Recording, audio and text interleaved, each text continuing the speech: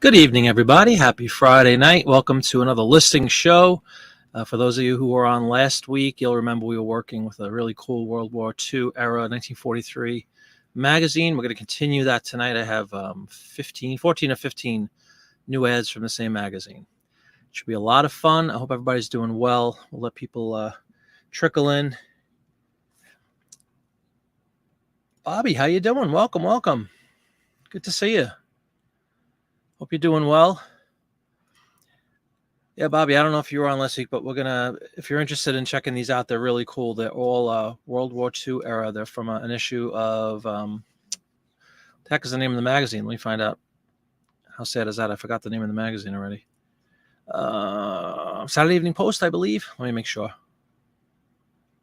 Yeah, Saturday Evening Post from October of 43. So we have, premier, beautiful advertisements, World War II, all very patriotic, a lot of military stuff. Hey, Steven, how you doing? Good to see you. Hey, CJ, welcome. You just got back from Def Leppard. Oh, yeah, did you really? Cool. My daughter went to see that, which was kind of funny, with her boyfriend when they were in Philadelphia maybe a month ago. It was canceled. It was supposed to be a birthday gift for him, for her boyfriend, and the whole coronavirus thing got in the way and they canceled it. So she had the tickets. Thank goodness they refunded her and they kept it available that she could purchase the new one. So she did, and she went to see it. She had a lot of fun. So I know you did. You like that stuff. So I like early Def Leppard. I like Bring On the Heartbreak, stuff like that. I don't like Pour Some Sugar on Me and all that stuff. But anyway, that's really cool. Hope you had fun. Yeah, 2 years too late, right? But I heard it was a heck of a show, and they had a lot of energy, and everybody did really well. My daughter was most impressed with Joan Jett, of all people, which is kind of funny. From the Runaways. I used to like the Runaways. 7 hours, wow. Yeah, and there's tons of footage on YouTube. If anybody's interested in checking out the show, I think they have like whole shows on YouTube from various cities, Bobby. But I hope I know you had a great time. I know you dig that stuff, so hopefully it was fun. But yeah, CJ and Steven, we're going to continue with this awesome World War II magazine tonight. I picked another 14 or 15 new ads from it. And there's still some left, which is just ridiculous. It's funny. I was just before I went online, I wanted to make sure that they all fit this time, because as we've seen one time too often when I'm doing these listing shows, sometimes the DPI is so high on that giant scanner that it's too big for eBay. So I tried to reduce them all to make sure that they fit. So hopefully we won't have any issues with that nonsense. Hey, Ansley, how you doing? Hey. Yeah, not from age, but from other stuff, right? Hope you're doing well. How you doing? Good to see you. It should be a lot of fun. I'm excited to show these ads off, because we've alluded to, many shows in the past. I always talked about how excited I am about World War II era ads, and hopefully from between last Friday's show and tonight, you guys will understand why I love them so much, why they're my favorite, era to list. But it's good stuff. Oh my goodness. From other stuff. Yeah, it's my favorite. It's my favorite era of magazine ads. Yes, ma'am. All is well. It's Friday night. I had a show Tuesday, a Beatles show Tuesday. I have another one Sunday. So I had a couple of days off, which was kind of nice and sort of needed physically. It's kind of grueling with the travel and all that stuff, but it's been nice to have a few days off. We're back out on Sunday night show at 9:00. Should be fun too.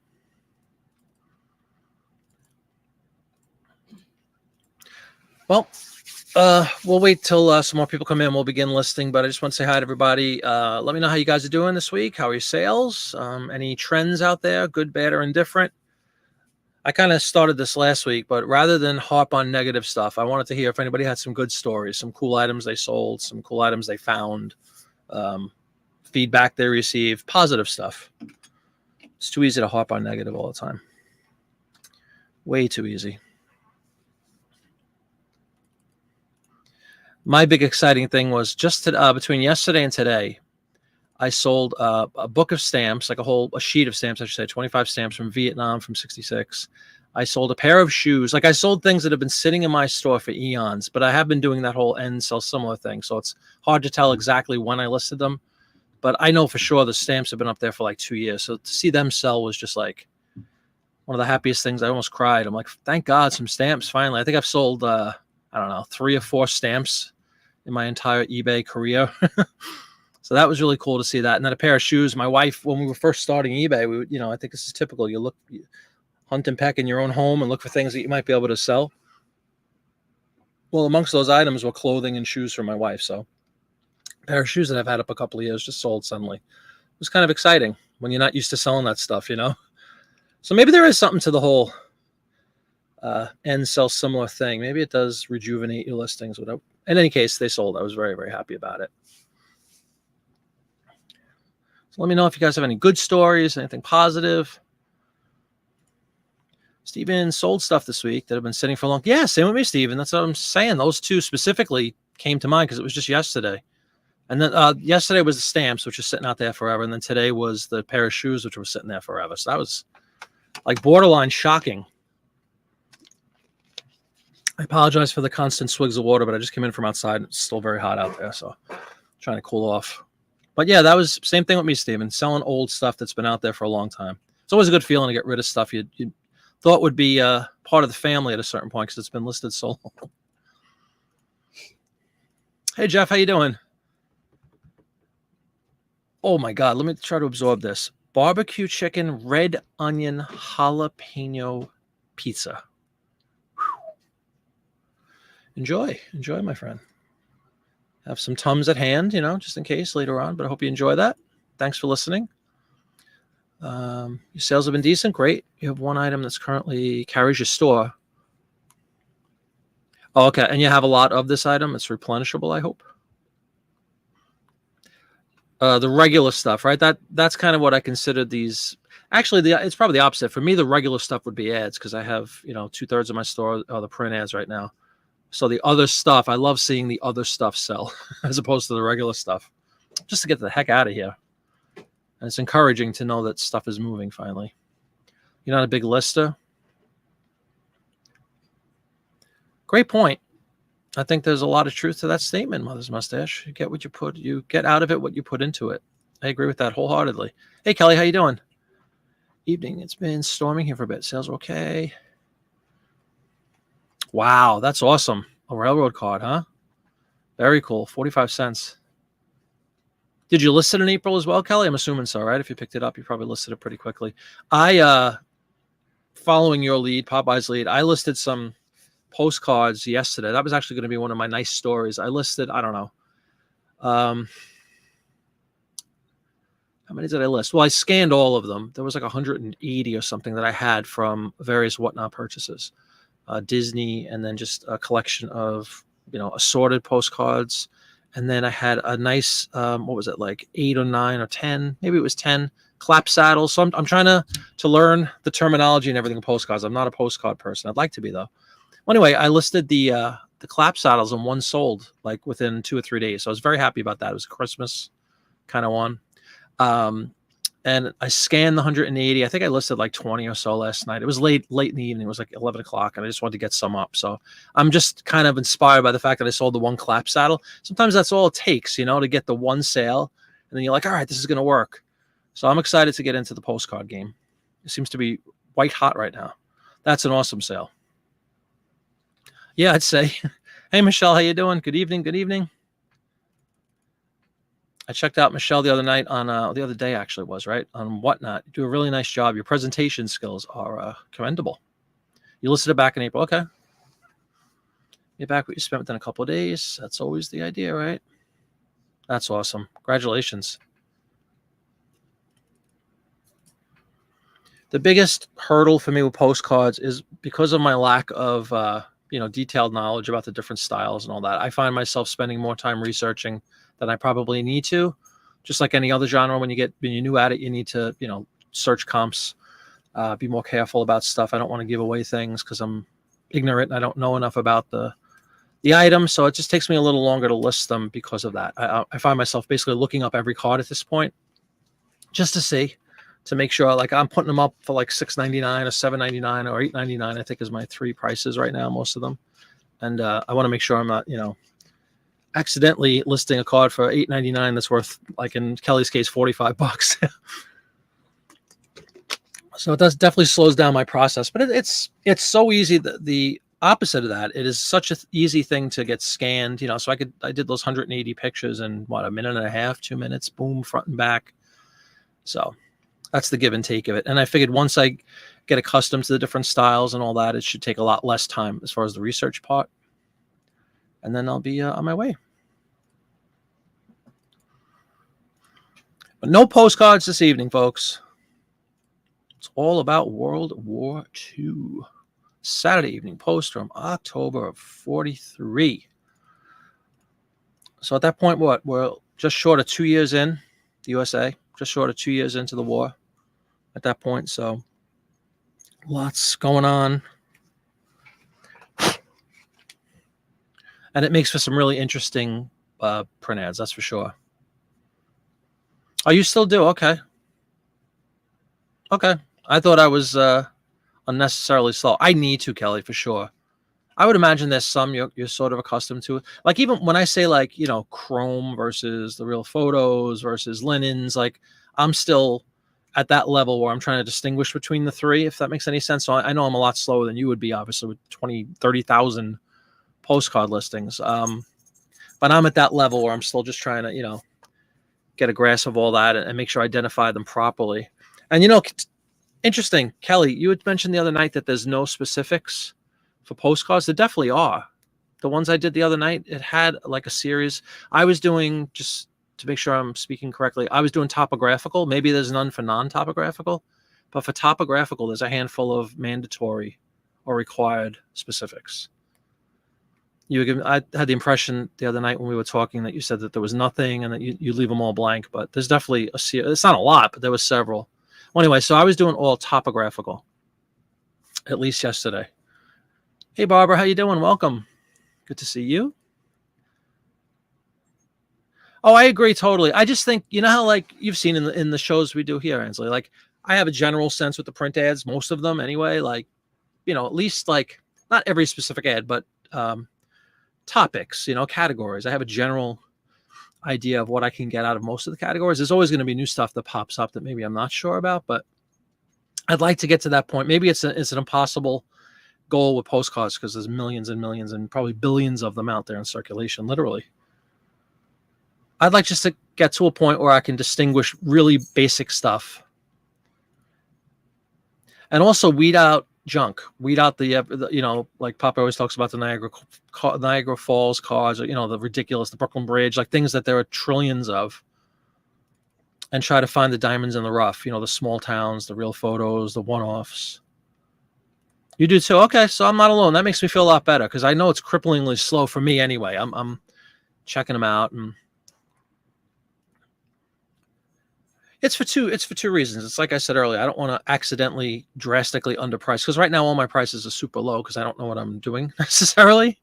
And then part two is, of course, I learn more about it. By researching them, you're going to learn more. You leave a little meat on the bone. That's cool. Yeah, no problem. If you go into topographical, I have a draft actually. Let me see. I could pull up a draft and you could see it right here. Make sure I have it in topographical.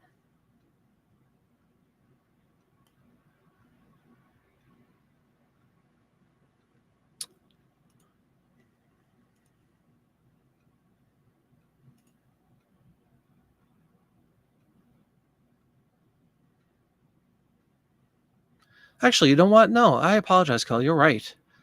You know what I was reading? It says recommended, then it says additional. Recommended for postcards are almost like the required of print ads. There's a handful of them, and then additional is ridiculous. You can get really complex. You're right. Sorry about that, Kelly. You're absolutely right. I'm going to pull that up just to prove that this young man is completely correct, and I couldn't be more wrong.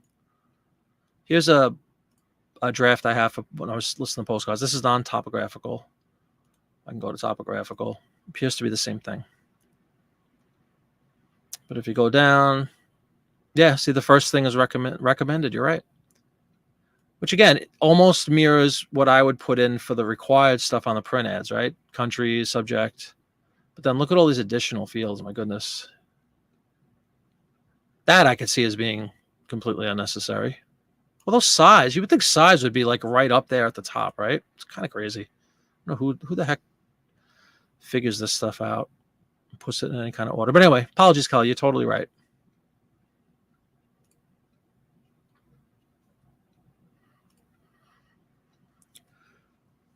There are sites on the web that have info. Yeah, Stephen, I know. I have a bunch saved that helped me with that. Thank you for that. And then I always, when in doubt, you could always look for comps on eBay. Do you really fill them all out, Barbara, huh? You're the polar opposite. Kelly says proudly he basically puts nothing in, or very few items, right, Kelly? And he's doing really well. So who knows who knows what they really want, what we really need to sell. You too, huh?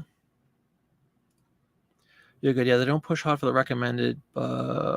They push hard for recommended, right? And now Michelle fills them all. You've seen again a million listing shows. I definitely fill them all in when it comes to the print ads for sure. But it's not that hard, So there's not a ton, and they actually make sense with the product. That's all I ask, right? Like if they want certain fields to be filled in, make them relevant to the product you're trying to list. That's all that matters. We shouldn't have 100 fields to fill in and drop downs that don't apply. I was mentioning the other day about when I do the records, it says features. I'm like, features? And the only one I was able to populate, because I had a handful that I had to update, the recommended stuff was original cover. That's what I wound up filling. Like, I guess that's a feature of a record, that there's an original cover. Seemed kind of nonsensical. I don't know anybody that's going to search for records and say, I want the original cover. It's kind of assumed that it'll be there unless it's not. You would denote the fact that that does not include a cover. That would be a one-off. At least with albums. I know with 45s that's pretty common, but with albums, you're going to have the cover. I think anyway. If someone was new to selling postcards, we'd tell them probably best to fill them in. And plus, you're just trying to plow through and get as many up as you can, right? It's both encouraging and discouraging, Kelly, to me, to know that you can get away with basically putting nothing in and sell successfully. I think that's great. But it's also discouraging because somebody like me that's newer and wants to get into it, I don't want to hurt myself by putting up these incredibly generic listings, and then when I'm competing with people that have millions of cards up or hundreds of thousands. So who knows? Who knows what the answer? Kurtich card. I don't even know what that is. Is that a brand or something? Is that an artist? You can tell the date on most of them by the number letter code. Okay. I think I remember seeing that on one of Popeye's videos, actually, Stephen. He has a great series about postcard 101 kind of thing. Yeah. I mean, if it implies, right? I mean, if it's a applicable field, you could certainly do that.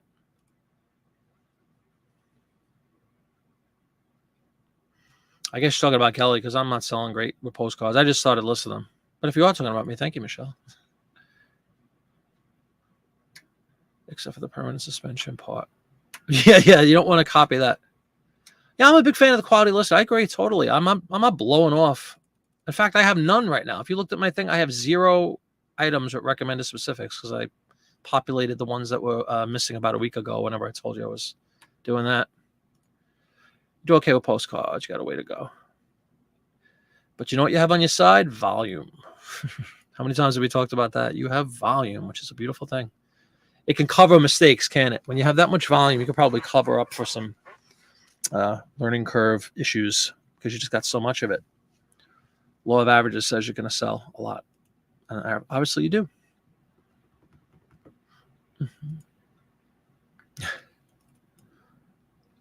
All right, guys, let me know if you want to keep chatting for a little bit. That's totally fine.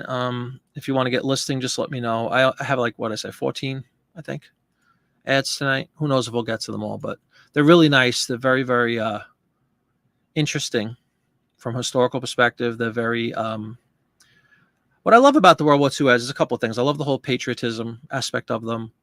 I love the vivid colors. I like a lot of the illustrations like we saw last week, very vivid illustrations.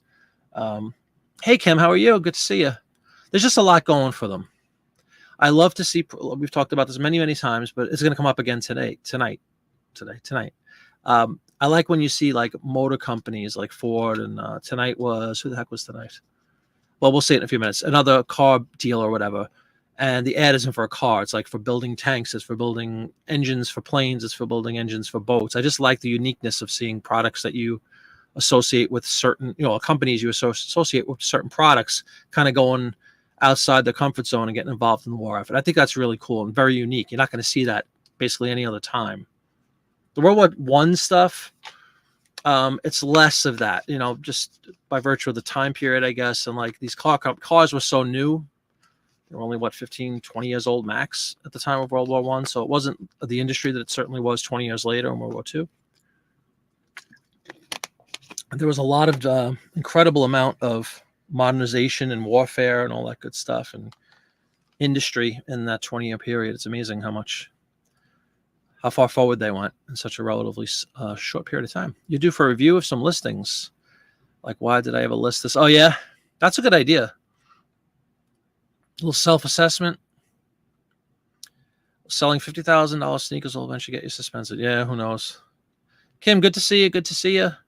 Are you back yet, Kim? I saw all the stuff that you picked up. And Kim, wonderful. She bought a bunch of items for me over on Whatnot. And I think she was away on vacation. So it says they're all sitting, waiting to be picked up, Kim. So just let me know, please. I want to make sure you're good. Everything was delivered, finally. But great to have you. Yeah. I'm a big fan of quality listings, Barbara. As you say, we don't half-ass it on these shows, do we? I don't think we do.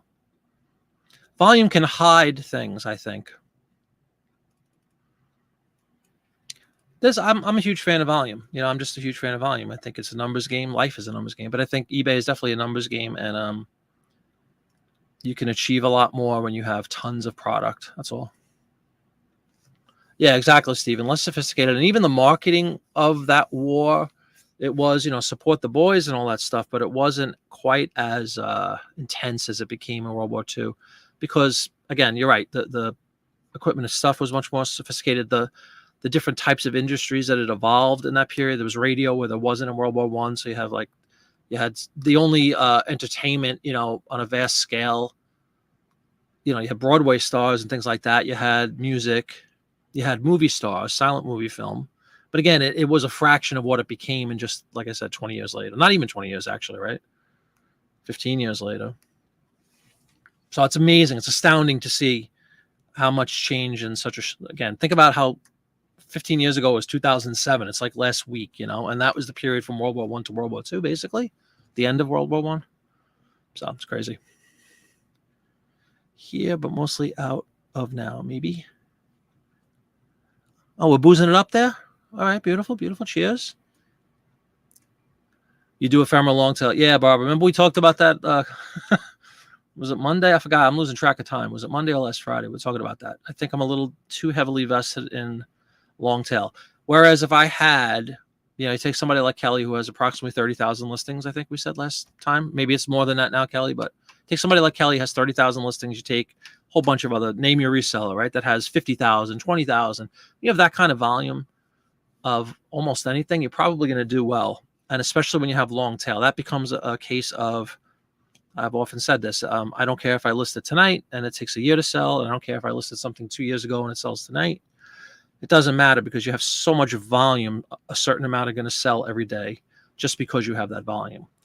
And if I had 10 times my volume, if I had 32,000 listings instead of 3,200 listings, I could probably do a lot better with that whole long tail model. I would be a lot less stressed out than I am this last week or so. Well, it's been better this week. Monday, I was very stressed out, but this week is kind of sort of level, come back to a decent level again, which is good and encouraging. It's actually encouraging me to go ahead and really I can very easily have these kind of volume. I could easily get 50,000 listings, like easily, just with the ads. Very simply. Not simply, it would take time, but I could easily do it. It's something I could accomplish. I don't have to go out and buy anything else to get the listings up. I think that's pretty cool.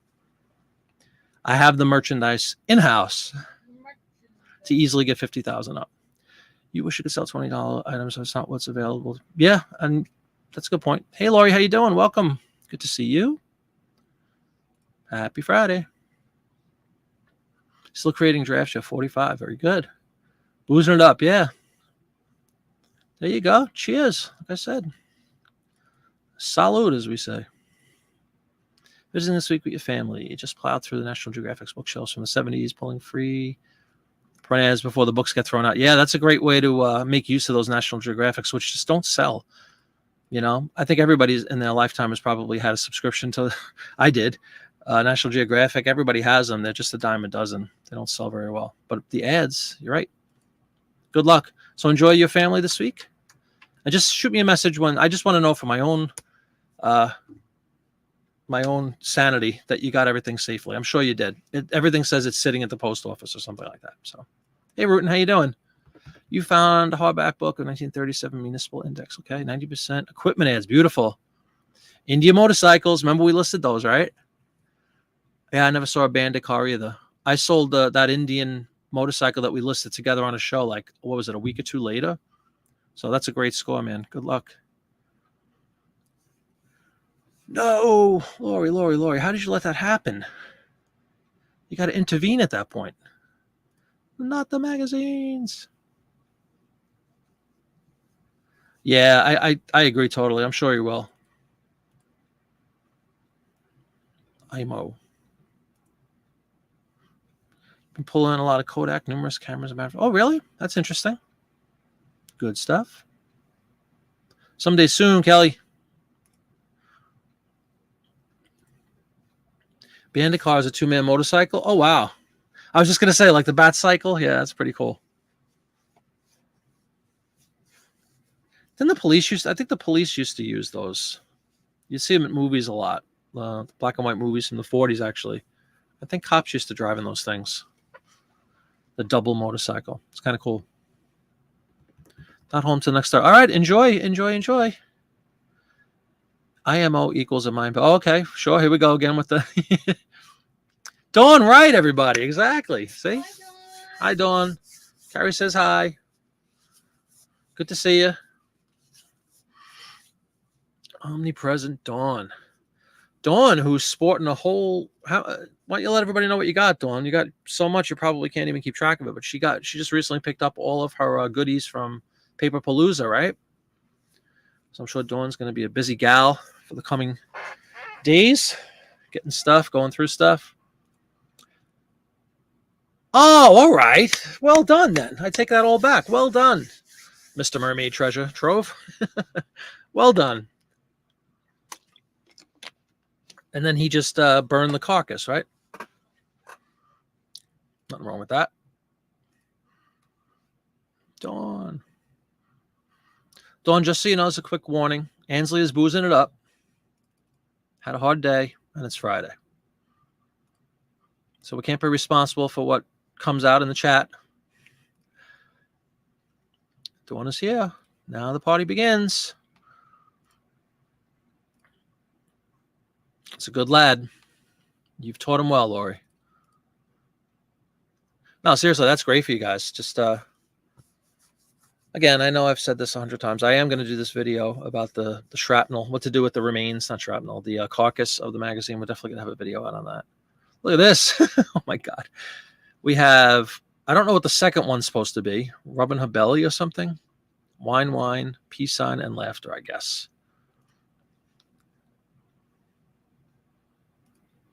Pass it around. Yeah. Yep.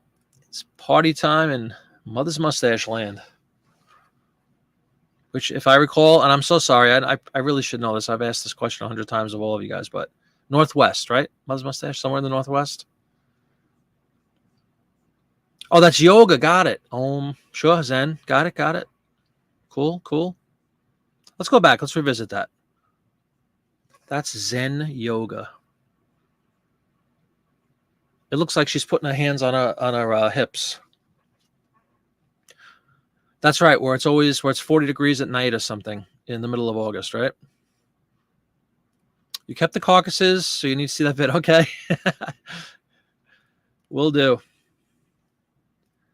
I just got to I got to crack down and get a couple of these. I really should have done it this week because I had a few days. I've had what, Wednesday, Thursday. This is my third day off in a row from Beatles stuff. No mas. That's kind of funny. Postcards, mostly some ink blotters and billheads, photos, Cameron's kids' books, more postcards. Beautiful. Yeah, Dawn, I don't know if you just chimed in, you probably missed the beginning. I was singing the praises of the postcards. I told you I sold that one postcard. I was all excited. The clap saddle. But I'd only had it up for, what, a week? So it was very encouraging, and it inspired me to go ahead and get some more listed. I have 180-something scanned right now, ready to roll. Could do a postcard listing show, but I'd be made a fool because I don't know what I'm doing. I just wound up asking everybody, Kelly, what's this? Kelly, what's this? Kelly, what's this? Maybe we'll sneak one or two in just for fun. And he's going to say, why did you buy that? That's all junk. You know what I mean, though? Like, I want to be able to discern junk from quality when it comes to postcards. I understand that places like, we joke about Niagara Falls, but it's true, or, uber popular, the Brooklyn Bridge, I said before, things that there's just millions and millions of, that there's no scarcity, nobody cares about, are going to sell for nothing. But I want to try to get my arms around, what people do like, what is considered very collectible amongst postcard collectors, what are they looking for, all that kind of stuff. It's definitely something you can get really absorbed by, and get into deeply. Hello to all your fans, Dawn. They had come here in droves, awaiting your arrival. Oh, yeah? That's cool. Oh, this, just so you know, I mean, I'm sure you know, Lloyd, there's tons of resources. That's one of the beautiful things about the internet. There's so many resources and videos and, a bunch of people that come into our chat regularly, our ringers when it comes to postcards. So I know there's a wealth of information out there to be had. So that's a good thing. It's not like I'm on my own. You need to sell them fast to be ready for the next paper weekend on 9/10. Yes, that's right. Yeah, that was just, did everybody see the video this morning about that? 9/10 is going to be ephemera, what's the tag? Ephemera mania, something like that? I forgot what it's called. There's a new thing. Ephemera something. Kelly, what is it called? I forgot.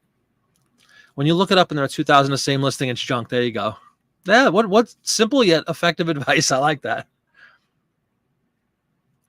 But not just looking them up. Like, I know I asked you this before, Kelly. Are you able to, if you sat down, remember we talked about possibly going to my first card show, because it's not that far away from me. I think it was in New York, Pennsylvania, which is an hour and a half. If I go to a postcard show and I was to pull up a chair and sit down, a big old, what do you call them, a case, whatever you call the big thing, cardboard thing, with 1,000, 2,000, 3,000 postcards in them, and I'm shuffling through, right? I don't want to sit there and look up everyone. I want to get a general sense of like what's popular, or what makes an item popular, what makes a card scarce, what makes a card unique, what makes a card marketable, all that kind of stuff. And not just look up every single one on eBay. With that said, that is good advice. If I am sitting here and I have, like, let's even start with my base 180, whatever I have scanned, right? I could definitely do that. Take that advice and say, well, there's only 3 of them up there. They must be worth. Doesn't necessarily mean they're worth a lot. It just means there's not a lot available. But I'll learn it all. Definitely something I dig. 1977 Wrigley's Priceless catalog. Oh, wow. Awesome. Very good. Where'd you get that, Steven? 54. My God. I can't wait for, I know we're still 3 weeks away from fall, but I can't wait. We're still in the 90s here. It warmed up again. It was getting a little bit cooler. Now it's 89. But it's going to be 90 tomorrow, 90 Sunday, 90 Monday, 91 Tuesday, 90 Wednesday, 89 on September 1st. But yeah, upper 80s to low 90s still majorly in effect, with no relief in sight.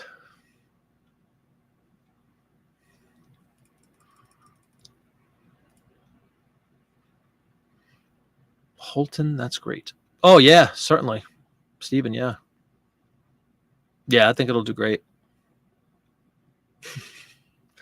Jeff is a lovely man, if you say so. So I don't feel confident about distinguishing. Yeah, exactly. That's what I'm saying, Dawn. Which is, I was saying this in the beginning of the show, it's slowing my process down because I find myself looking at every single one. But apparently I'm not alone. Everybody kind of said I do. Even Kelly, who has a bunch, said he looks them up pretty much, every one of them. So I guess it's just common practice. You don't want to let one slip through the cracks. That's really valuable. But that's my struggle too right now, is I have to look them all up. Yeah, exactly, Stephen.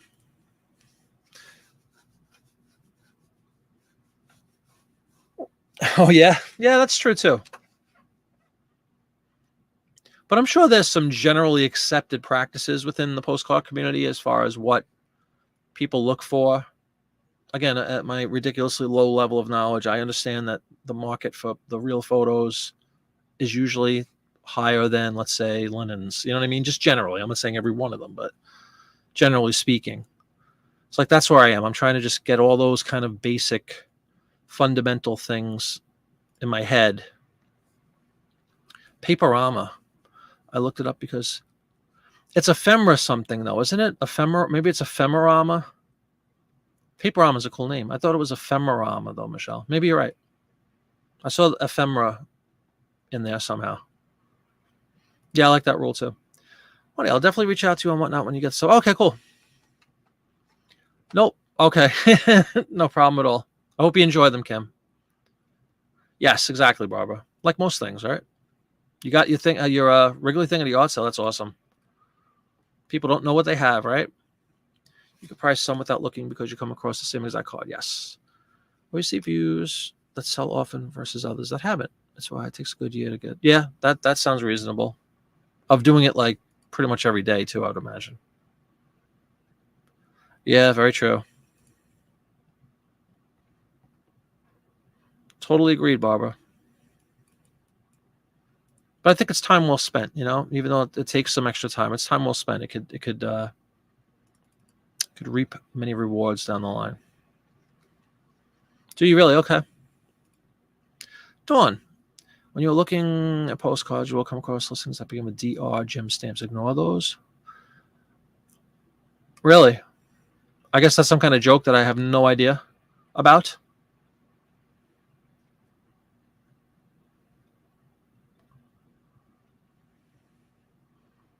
That might be some kind of postcard inside joke I'm not familiar with. You sell real photos. Yeah, that's what I thought. Uh-oh, CJ is... All right, yeah. Dawn is in the house. Dawn is taking the post for a few minutes. Thank you. Thank you, CJ. Probably going to go make some dinner. Just throw a 5 to 10 in your mix to list for the week. You don't have to list a ton. Just list them. Yeah, that's true. Consistently list. Goes for everything.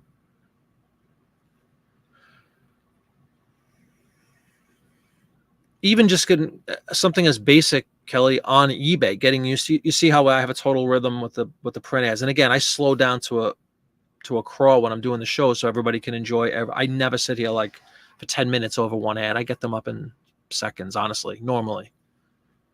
But for the purpose of the show, it's exciting to talk about all this, the different minutia and all that, like we've talked about. It makes for a more entertaining show. And truthfully, we do wind up finding things I probably might have overlooked if I was doing it by myself.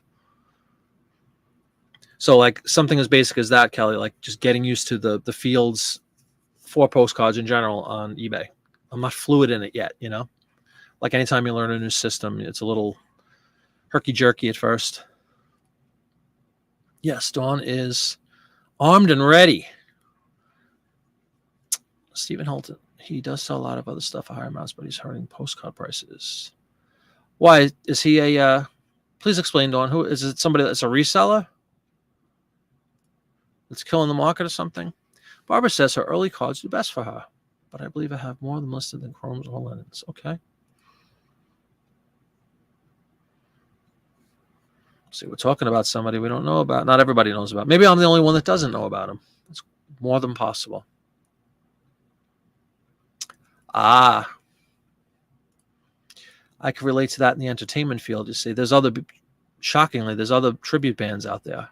And guess what some people like to do? They like to undercut existing artists. Like, let's say I announce, hey, we're playing in Atlantic City at the whatever resort September 5th. Come and see us, right? Everybody likes to post this stuff to market it. Well, those sharks like that will go in and they'll call that resort and say, hey, I hear Beatlemania is playing. Yeah, that's great. Can I ask what you get for a ticket? Whatever, right?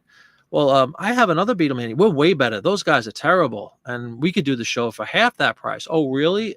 Like so, the same concept. Undercutting. Frowned upon. Frowned upon. Unscrupulous behavior. Hey, Rose Squirrel, from a layover in Nashville. Welcome, Kristen. You're almost in the East. Good to see you. Every second Saturday is called Ephemerama. There you go, Ephemerama. Yep. Yep, second Saturday. And of course, this first one, September 10th, I have a show in Washington, so I cannot do the very first Ephemerama, much to my chagrin. It's not cool. But hopefully, let's see, if I'm free October 10th, I'd love to participate in that one. It was a really good event, everybody. And then Popeye announced on his regular YouTube channel today that they're going to do the next Paper Palooza in February.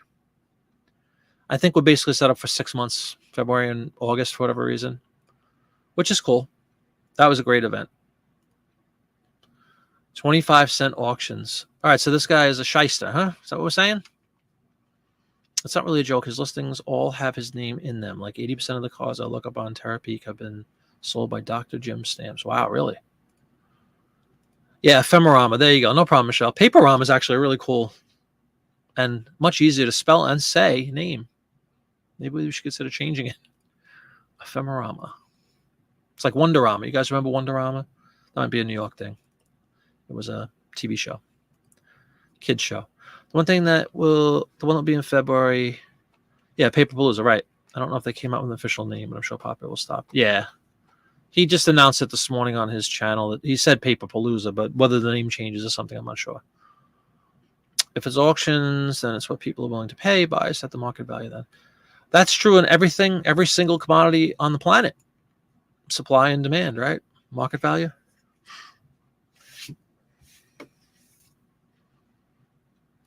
Dawn. Yeah, I'm sorry. I guess I'm falling behind again. Here we go. No, I'm only a minute behind. Paper Palooza coming in February, apparently, Lori. Back with a bowl of grape nuts. There you go.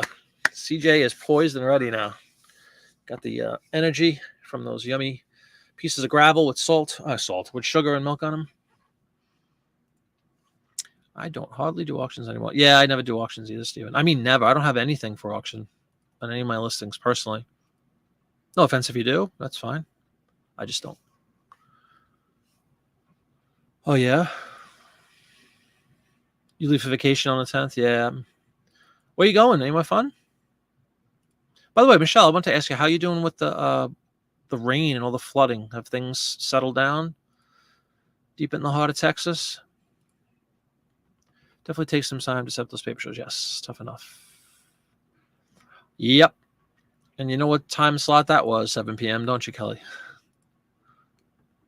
He doesn't make a ton. He's like Walmart, and then he makes so much money on certain items that he could afford to take a loss on the quarter cards. Ah. Well, I will have to look up this character. Not familiar. Is that like an eBay store name by any chance? Is that the guy's name? By the way, just a little caveat here. If the business is legal and fair, I mean, I don't know. I don't think, personally, I'm not going to attack the guy. I don't even know who he is, but I can understand the frustration when people, again, I can relate it to my Beatles stuff. Being undercut is not fun. And it does dilute the market, obviously, and potentially drag prices down. We have a couple of people that literally do that to us. They'll follow us and try to call up. And thankfully, we have a lot of really good relationships with some clients, and they just basically ignore this idiot. But it's the same concept. He'll go in. Actually, that's a lot more sneaky than what this guy's doing on eBay, but he'll purposely call and badmouth us and say that we could do the show for half the price or whatever silly nonsense. But every once in a while, you do lose one, especially for people that aren't familiar with us for a while, like clients we haven't dealt with. So from that angle, I completely understand the frustration. Yeah, I wouldn't be surprised. Anna Maria Island. Oh, cool, yeah. Be at the beach and go deep sea fishing. Have a ball. That's only what, like 2 weeks away? A little over 2 weeks? 2 weeks from this weekend, right? He's legal and fair. I just ignore the 20%. Yeah, exactly. It's bad for the PC community because he sells cards. Some people offer expensive cards. Yeah, no, I definitely get it. It dilutes it. It drags down prices artificially, sort of, from one moron. All right, that's awesome. Good news there. Dr. Jim's defense, when he scales his business, all the listings are the same, so his employees don't have to think. I doubt he fills out item specifics. I bet he doesn't. Oh, okay. Remember we talked about this? Again, I apologize. It was either last Friday or Monday night show. They seem to run together sometimes for me, but we talked about that. God forbid, all of a sudden, eBay sends out some kind of update that, they make a series of fields required suddenly for postcards, and everybody has to scramble with tens of thousands of listings and change things. That would be catastrophic. Flood is better. Oh, Flood is right, as opposed to Flood USA. Gotcha. So if the buyers bid, they're setting the market. Right, exactly. That's like Whatnot. That's the nature of an auction. But you start it low. 2 weeks from tomorrow. There you go. Okay, cool. That's going to be great. He uses the file exchange to list, so he just fills out a spreadsheet and submits it. Which is actually an option on Whatnot now, which is kind of cool for the last week or two. It works very well, too. You just upload a bunch of stuff, and bam. When you set up your inventory within Whatnot. I'll be doing a Whatnot on Wednesday again. I'm kind of digging this Wednesday night, 6 p.m. thing. I'm going to bring a lot more ads to the table this time, like 25 lots. Kelly's picked up a bunch. Thank you so much, Kelly. And he brightly said during my Whatnot, there's money to be made. So he was just buying. Buy. Because he understands the value. So good work there. When I look at pricing, I throw out the highest and lowest. I think that's fair. Look for like a mean price, right? Or average. Not always the highest. Jeff Seller lists everything for $99. There's a couple newer people listing everything at $29.99. Yeah, right.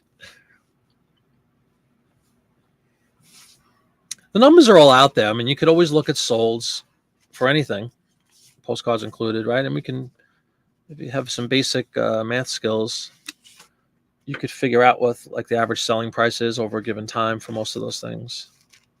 Pay no attention. I'm just looking at the mail while I'm talking with you guys because I just got handed a fistful of mail. No checks. No checks. No checks.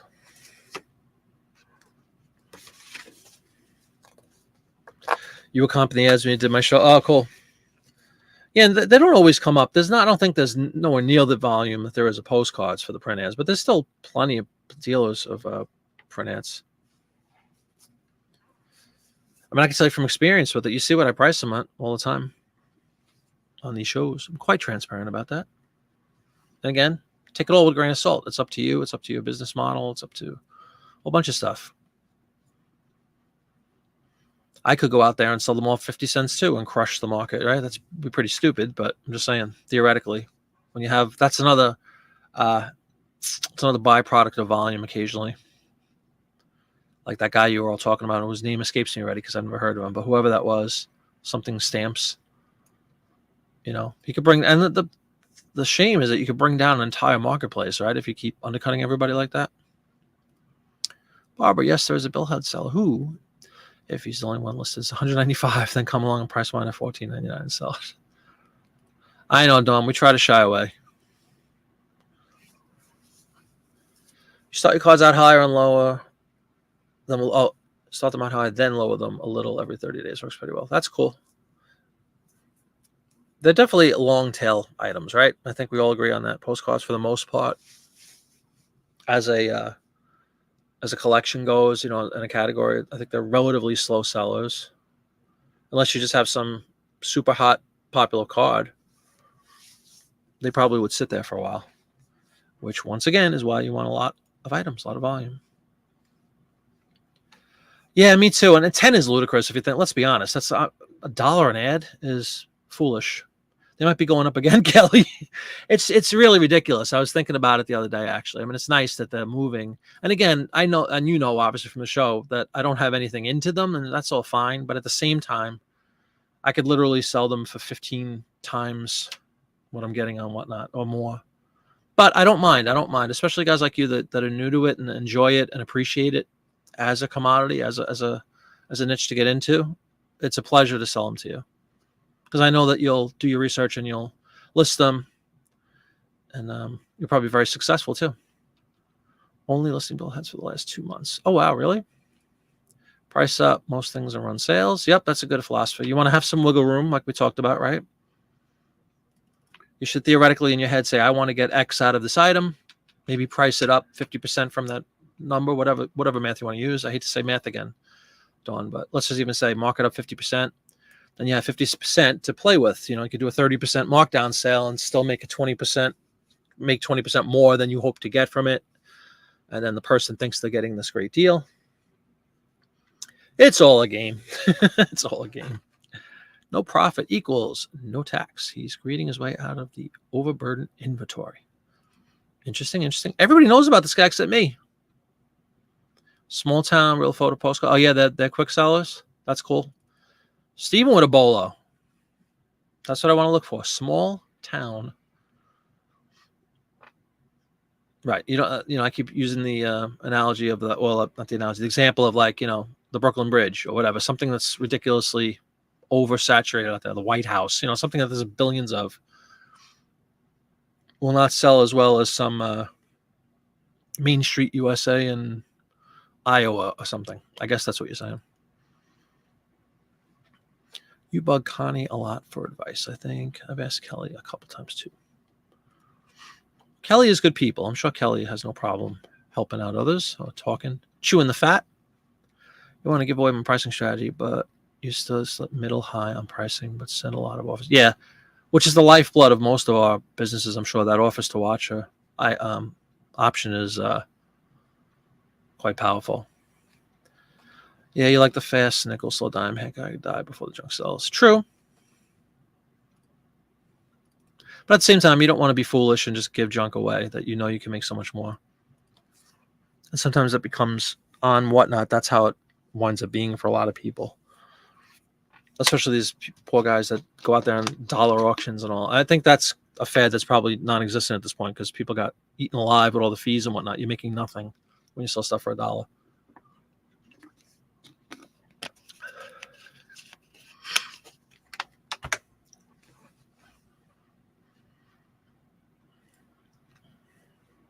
Without question, Stephen, I agree.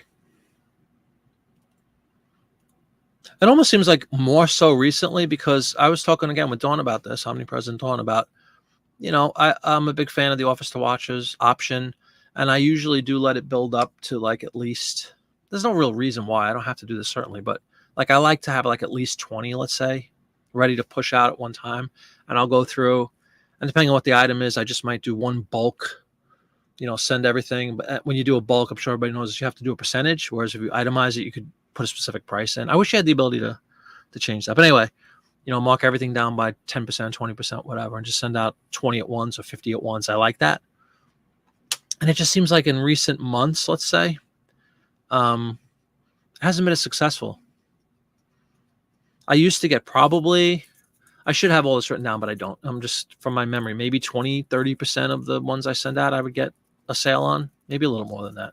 And now it's under 20%, unfortunately, usually. Depending on the day, depending on the item, but I don't have the success a lot. And I think, to Steven's point, I think it's a lot of resellers out there that really had no intention of buying it. They just want to see how you do for their own little strategies. And I would imagine something as popular as postcards, there's probably tons of other resellers watching other people's postcards. Whereas my little niche is not nearly as out there. Post fast enough, might be able to afford to take the $1 prices on some cards. Great point about time being money, doing right. I agree. Yeah, it depends on the time of day, right? How you feel about certain things. Yeah.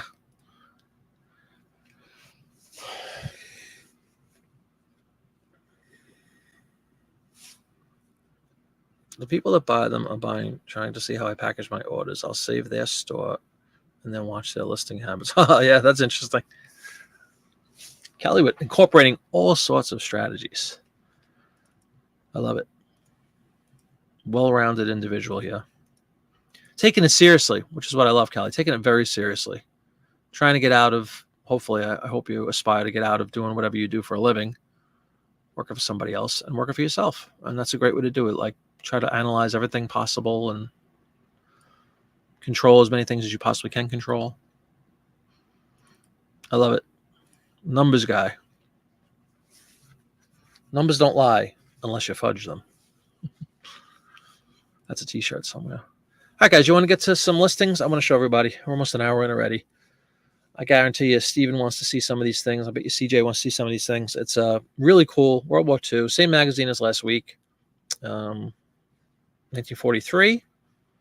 So let me share my screen. We'll get into a few of them anyway. Maybe I should pull up my eBay listing first. Here we go.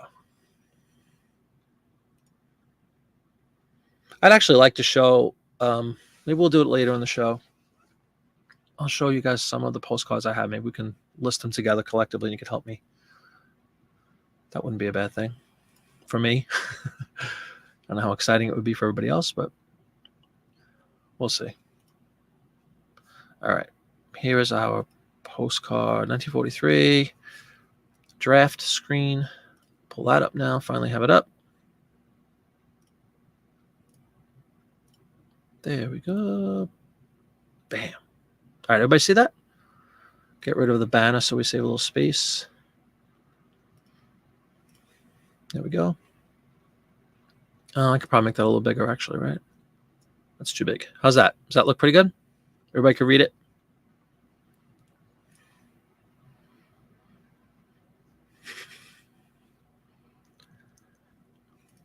$8.99 is lowest. You list any postcard? Really? See, I haven't seen many postcards. I mean, again, I'm talking from a completely naive point of view here. I don't see many cards sell for that much, even $8.99. So many sell for $4, $5, $3 with free shipping because it's 57 cents or whatever to ship it. Math is most definitely a 4-letter word. All right, everybody, let us pull up one. Again, Saturday Evening Post. Let's just recap really quickly from 43, October, I believe we said. Yes, October 43. They're all 14 by 11 inches, the full pages. And all of the ads in this evening's festivities will be full-page ads.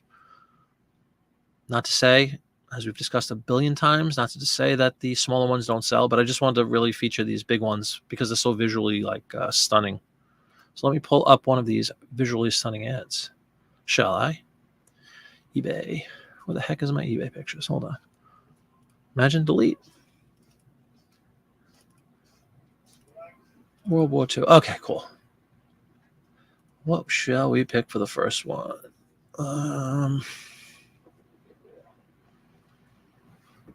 Let's go. All right, this one's kind of cute. We're coming out with a bang. Coming out with a bang. There we go, everybody. Can you say it? Dawn Wright. Do you remember Body by Fisher by any chance? I'm sure this makes Dawn smile. She sold a whole bunch to one buyer. This very product, Body by Fisher. They say a picture says 1,000 words. Look at this, everybody. You got submarines. You got ambulances. You got PT boats. You got machine guns. You got tanks. You got warplanes. You got Buick, Cadillac, Chevy, Oldsmobile, Pontiac, all referenced. Beautiful color image. I mean, home run advertisement right here. You guys can tell me what the postcard equivalent would be of this, but to me, this is an absolute home run on 100 different fronts. I mean, you even got a torpedo going down here. Just look at all of these illustrations. You got guns are firing. Like I said, you got an ambulance on there, submarine, anti-aircraft missile thing going, planes, tanks. Good gosh. Full spectrum, as Steven says. Exactly. You still list the low ones, but you sell them at $8.99. Sell them often, even though the last comped out at $2. Well, that's fantastic, Michelle. Nothing wrong with that. I'm not saying you have to follow the flock all the time. I think it's great that I like that. I like that approach wholeheartedly. You don't have to follow what everybody else does. maybe they sit there a little longer. But you're right. Maybe you're getting a different group of buyers. So that's awesome. Full spectrum. Totally agree, Steven. If you're still getting sales, I would stick with it. Yeah, exactly. If it ain't broke. If it ain't broke. Helps you list tons of other random environments so people find that. Oh, that's a great point too. Yep. Jeepsy, how you doing? Isn't that an awesome ad? I agree. I keep saying Jeepsy. It's Jeepies. Sorry about that. Jeepies. Another buyer on my Whatnot channel. Thank you so much. You should, if you haven't received it yet, you should be receiving your goodies very soon from Wednesday's show because I mailed them. Well, maybe not. Probably Saturday. I don't remember if yours was priority mail. Saturday or Monday, I would think. But just let me know, please. And this goes for everybody. When you get your stuff, please let me know. A little message. I always track them all, but I love when I hear somebody happy that they received their package. Jeepy. I don't know why I keep saying Jeepsy. Sorry about that. Steven, this is a killer ad for framing. All my ads are good for framing. I actually have that verbiage in my description, but this one truly, look at that thing. All right, let's dive in. Well, first of all, this is actually a little bit of a mystery. Not a mystery, but it's going to be, we're going to have to make some decisions here. Yep, I can't wait till you get them. You're going to have a lot of fun. Well, my first dilemma and our collective dilemma will be, it's actually, the ad is really for Body by Fisher. So I guess that's what we're going to put in. But clearly we have gigantic brands, brand names in the automotive industry, kings of the, ironically, no Ford, which is kind of weird, but Buick, Cadillac, Chevy, Oldsmobile, and Pontiac. Correct, Stephen, again. Stealing my thunder, but I love it. It's true. Yeah, I mentioned this many times as well. I always try, when at all possible, to appeal to several different groups of collectors rather than just one. And as Stephen points out quite correctly, you got the car guys here as well as World War II collectors. You might even find like people that are looking for images of a submarine, let's just say, and there happens to be one in this one. And they're probably relatively scarce. You might find people that just like airplane pictures, and they're going to find that. You find people that like tanks. You find that. You like anybody that likes any one of those brands, Cadillac, Chevy, Oldsmobile, Pontiac, and Buick, you're going to find them. So it appeals to multiple collecting groups, which is just, again, a dream when you're doing these things. You're not just focusing on one area. Like, let's just say it was a Wonder Bread ad. Bam, bread. Okay, fun. But if that Wonder Bread ad, like we've talked about, has a dog in it, ooh, dog collectors. If this Wonder Bread ad has a circus background, a clown, whatever, collectible, you target multiple groups of collectors. Because Fisher did business with General Motors and not Ford. Well, there you go. Thank you, Rutan. All right. Well, let us go to the top, as we always do, and we're going to put in Body by Fisher. Because that is truly the ad is about Body by Fisher. Is Fisher just F-I-S-H, or is there a C in there? Yes, Body by Fisher. So let's see what pops up when we do that. Other automobile ads. We could do that because I don't want to just, again, in an effort to appeal to multiple groups, I don't want to just pin it on, like if I could easily put Cadillac as a category or Chevy as a category, but I'd rather people that are looking for Oldsmobiles are not going to search for Cadillac. You know what I mean? So let's just make it broad and say other American automobile, which is fine with me. It's one of those cases where I think the image is just so stunning, it's not going to be really a big problem at all. What we put in all this stuff. You see, Kelly, these are required. 1943. Let's put in what we know. Model, I'm going to put various. That is a freeform field. And actually, it doesn't make any mention of a model, right? Definitely the US of A. First of all, what do we have? This is going to go up to $24.99. I'm selling ads for $1 and whatnot. Am I crazy? Multiple.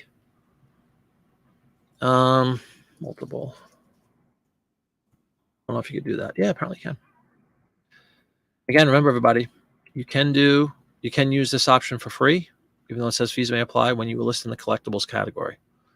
I have thousands of them listed and never get paid. Never get paid. I would never pay a fee for that. I think it was Annie who told me about that months ago. Well, you tell me, guys. What would you write?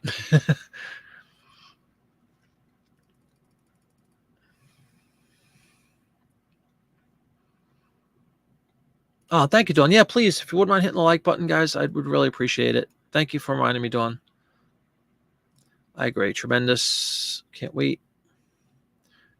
Exactly, Stephen. Fish to business. Okay, I'm sorry. I'm going back to things we already pulled up. Yeah, I agree, Kim. It is really beautiful. Fisher Body was a division of GM. There you go. GM. So okay, so we will definitely put GM in there, right? Why are you putting them off, Kelly? We'll put. You think we should put General Motors or just GM? I think we'll put GM. In fact, I might even go GM Body by Fisher, to be honest with you.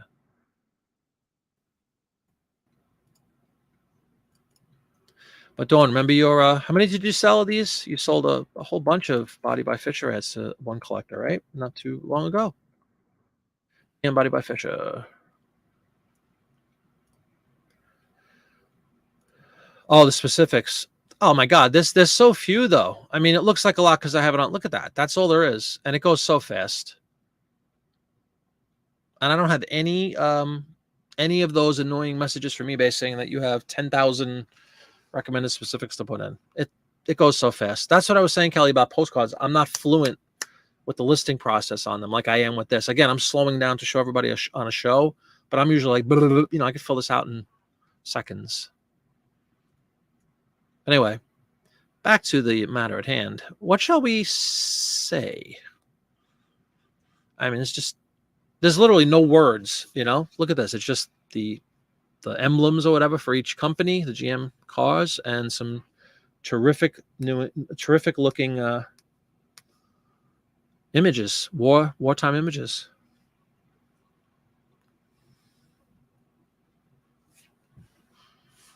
I mean, we could just, again, we're just trying to get keywords in here, right? So we could put tank, but I'm going to put submarine because how often do you get images of submarines? Tank, submarine. What else was there? You tell me, what would you guys put? Torpedo, maybe? See this one down here on the bottom right? Yeah, exactly. Great point on this. So that's it, Kelly. Like that little handful of things, that's all you have to worry about. There's no additional, there's no all that other nonsense where postcards have like how seriously, what do they have, like 20 or more? A torpedo bomber. Says Rutan. Yeah, torpedo bomber is kind of cool and unique, right? Yeah, there's a torpedo bomber. There's got an ambulance. You got I think it's called, is that a PT boat? What are the amphibious? What are they called? What are the ones that roll onto the beach and the thing drops and they all come running off? Hauls Montezuma to the shores of Tripoli. Amphibious. I forgot what they're called. I think that's an image of one, if I'm not mistaken, in the bottom left above the car, but I might be wrong. Maybe machine gun. Torpedo definitely is cool. Airplane. How about just airplane? Torpedo. Airplanes. One of those rare cases where, again, the image is just so stunning and special and unique. Incredibly unique because you have all those brands on one page. Incredibly unique because you have all these unbelievable illustrations of wartime actions taking place with literally no text whatsoever other than the name of the different divisions of GM and then that Body by Fisher. So I don't think we need that many.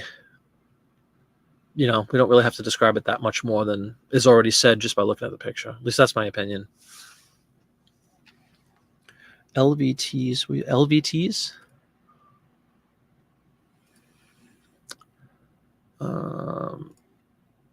Johnny, what's going on? Cajun Roots Reseller.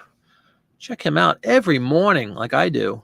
It's my accompany to breakfast. I always have Johnny on playing. He's got a really nice channel. He always helps out other resellers, so go check him out. 8:30 a.m. Eastern, Monday to Friday.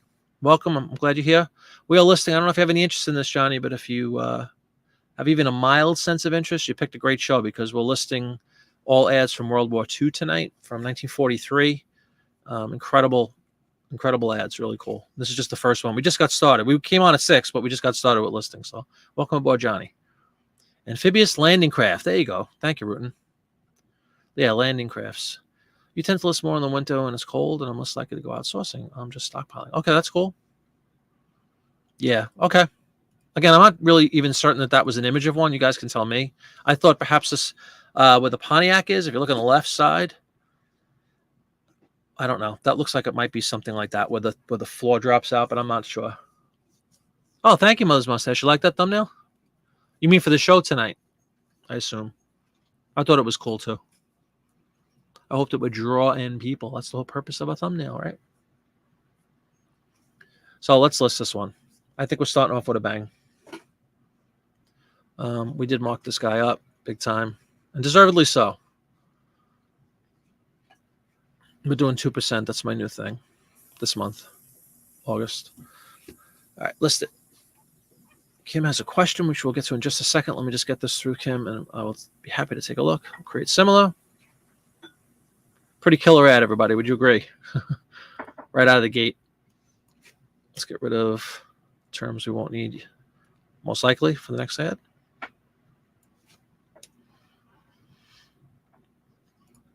All right. Kim has a question. Thank you, Mother's Mustache. Do categories really mean anything? As a buyer, I just type what I am looking for in the search bar.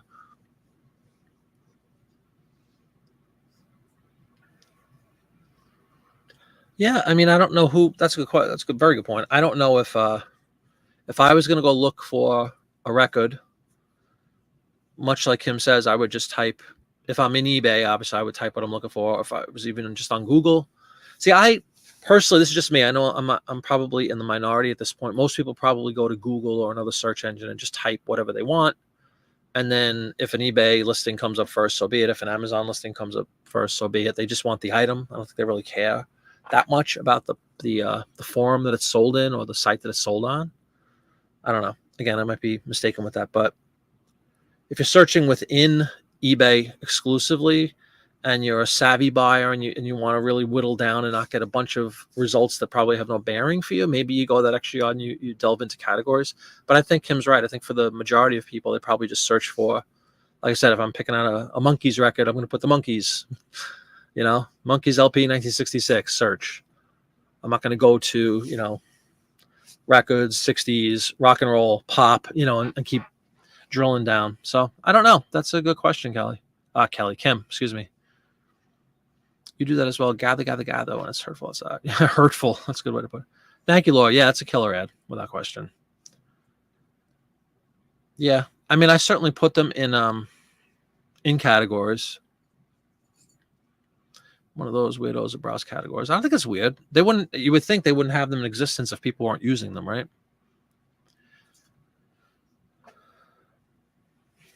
Without question. Great point, Kelly. I filter, exactly. I don't necessarily search in categories, but I totally do the same thing. I search by US only. Usually, it depends on what I'm searching for, but same thing.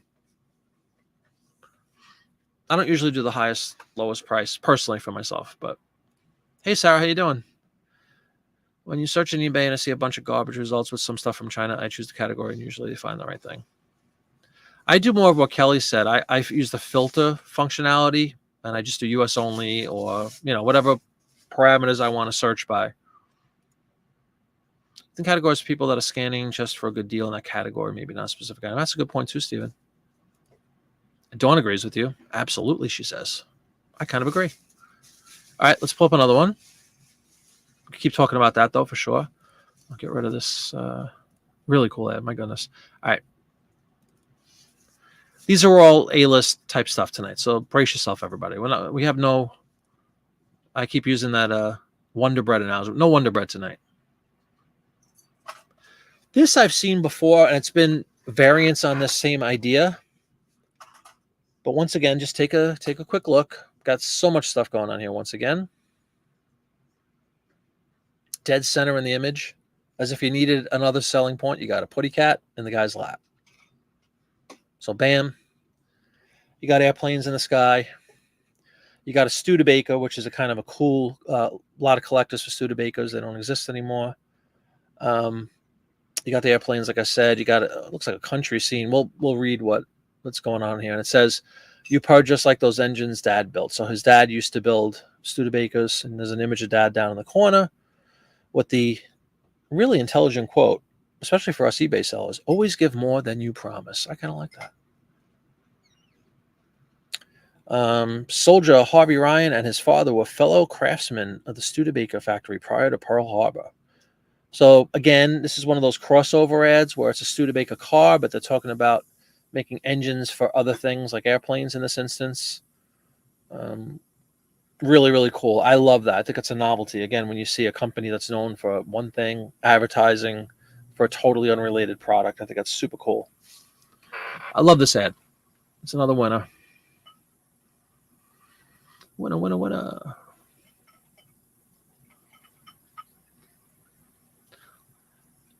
I guess not, Kim. Yeah, that seems to be the consensus here. Kitty, see, Lori knows. Correct ones, not worth just. Yeah, I mean, with that said, you don't want to put, a World War II vintage print ad in women's shoes category. I mean, let's, I guess if you think about, much to Kelly's chagrin, because he doesn't want to fill out anything, but the one benefit of filling out, using the appropriate category and filling out the specifics that are necessary in that category, supposedly the purpose of these specifics is so that when people are searching for Beetle record, whatever, your listing having all those parameters filled out should present that listing into the search higher than somebody who lists in a completely different category. I would think that would be the benefit of putting things in the right category. Like I said, if you put this ad in the shoe category, the specifics are going to be completely inapplicable. So I think it just makes a lot of sense to put them in the right categories. Personally, Flying Fortress, is that some kind of term? If it is, I love it. Where's Memphis? He was here already, wasn't he? I thought he was here this earlier. Maybe he wasn't. That is a good question. Boeing Flying Fortress. There you go. Cool. Or B-17. B-17 bomber, right? See, you guys are awesome. Don't take my advice for item specifics.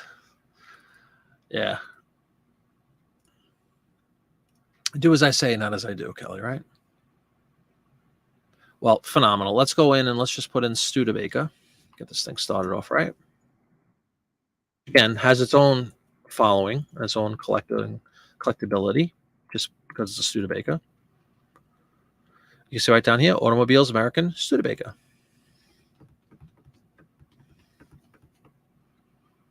Alrighty. Multicolor ad. We'll do make Studebaker. We'll do 1943.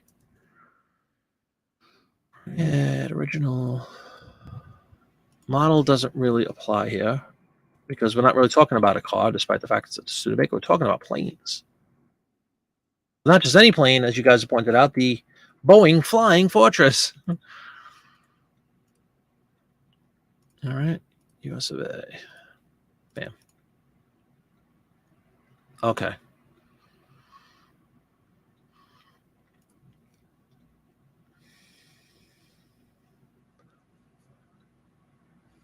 Anybody know what? This is a less important, I would think, than dogs as far as identifying breeds of cats. Like, I have no idea what kind of a cat that is. If anybody wants to take a quick look and tell me, oh, that's the Alaskan tiger cat or something, then I'll put it in. But otherwise, we're just going to kind of put cat.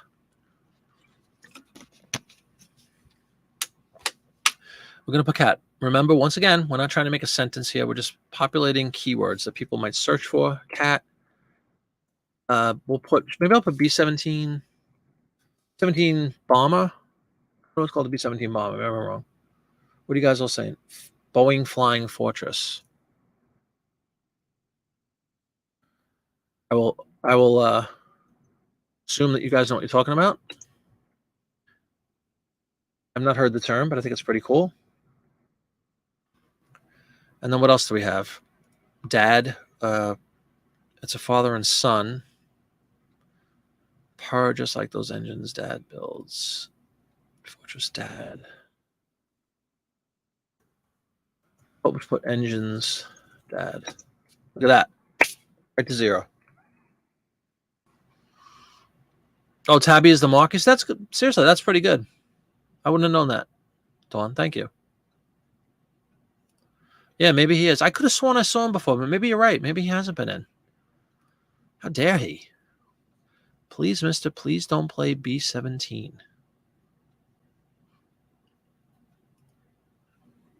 A reference that eludes me once again. Sorry, Laurie. Steve's been buying a lot of postcards, and Bill Head's probably knows I'm here and had a full ring. A war cat. There you go. Tabby cat. Oh, yeah? Good movie? Well, another killer ad, everybody. I think you would agree. Airplanes, World War II in general, airplanes, kitty cat, Studebaker. You know, it even has the title. I don't know if I mentioned that. You see how the top of all these ads have, in this case, the Saturday Evening Post printed right on top? And some of them have the date on it, too, which is kind of cool. There are some collectors that ask for that. So let's get this guy listed. Again, we have 0 characters. I think that's pretty phenomenal title. Thank you very much, guys, for that Boeing Flying Fortress and B-17 designation. This one, yeah, let's live large and keep them high. We're going to pull Michelle Trout and price everything high tonight.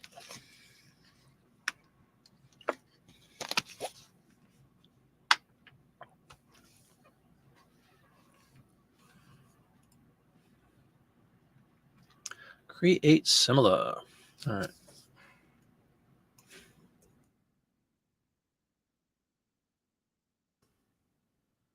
Yeah, there's a new listing experience coming out. I'm not sure if anybody realized that.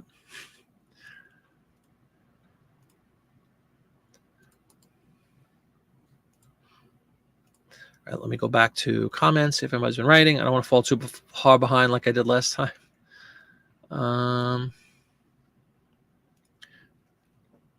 Yeah, thank you, Dawn. For once, I have no idea. I mean, for once, somebody else doesn't have any idea, I should say.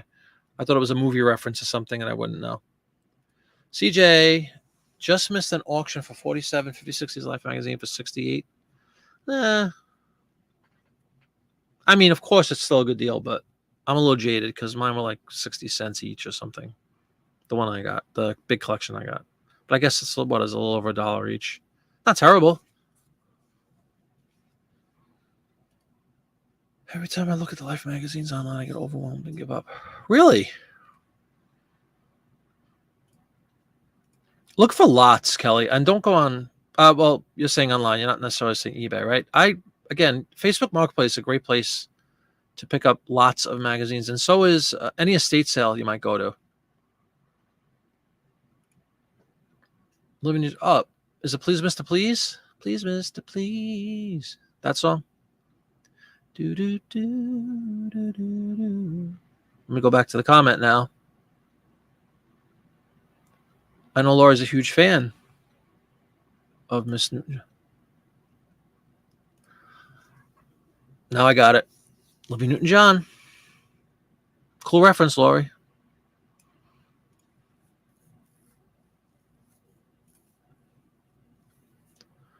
Last time.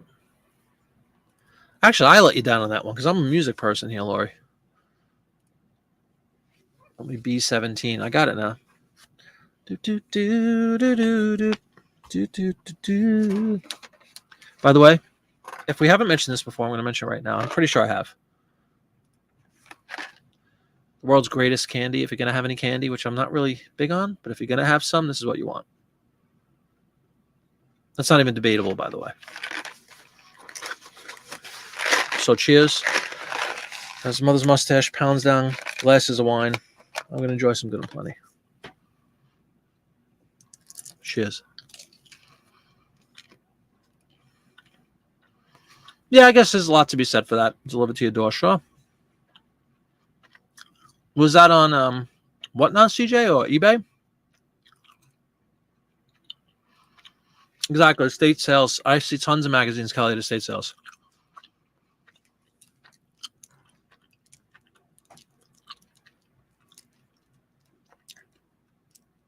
It's possible. It's possible. Again, I'm sure everybody knows I'm certainly not the first one to get into this field, into this niche. But I'm a huge proponent of it, and I enjoy helping other people learn about it. That's all. So maybe there has been some influence. I don't know.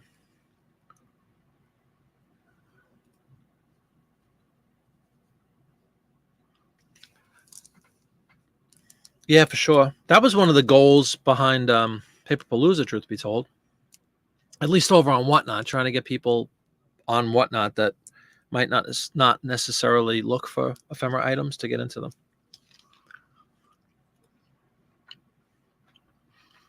Yeah, Dessert of Champions. I actually ate dinner tonight, Dawn, shockingly. eBay. Man. There you go. Cheers. Was that glass number 6 tonight? Oh my god. I think it's great. Yeah, definitely. I hear you. And honest to God, I mean, this isn't just self-promotion. If I was in your shoes and I was trying to get into this and I had somebody on Whatnot selling pre-cut, pre-sliced, ready to roll ads, I'd be all over that too. Why would I go to a estate sale and get these musky, nasty magazines that have been sitting on the floor for 50 years and have to cut them up and cut my hands, getting the staples out and all that stuff? So I consider it doing a service for all of you. That's what I consider this. And Kelly is a benefactor. Yeah, antique malls are great places. You can see magazines, seriously, everywhere. And most people that are selling them at estate sales and the like think it's junk.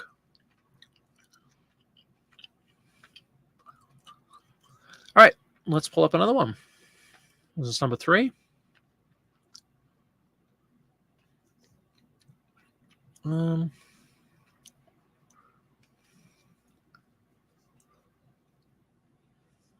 trying to think. Almost all of them, not all of them, but a good portion of them are all combat related, like images of combat.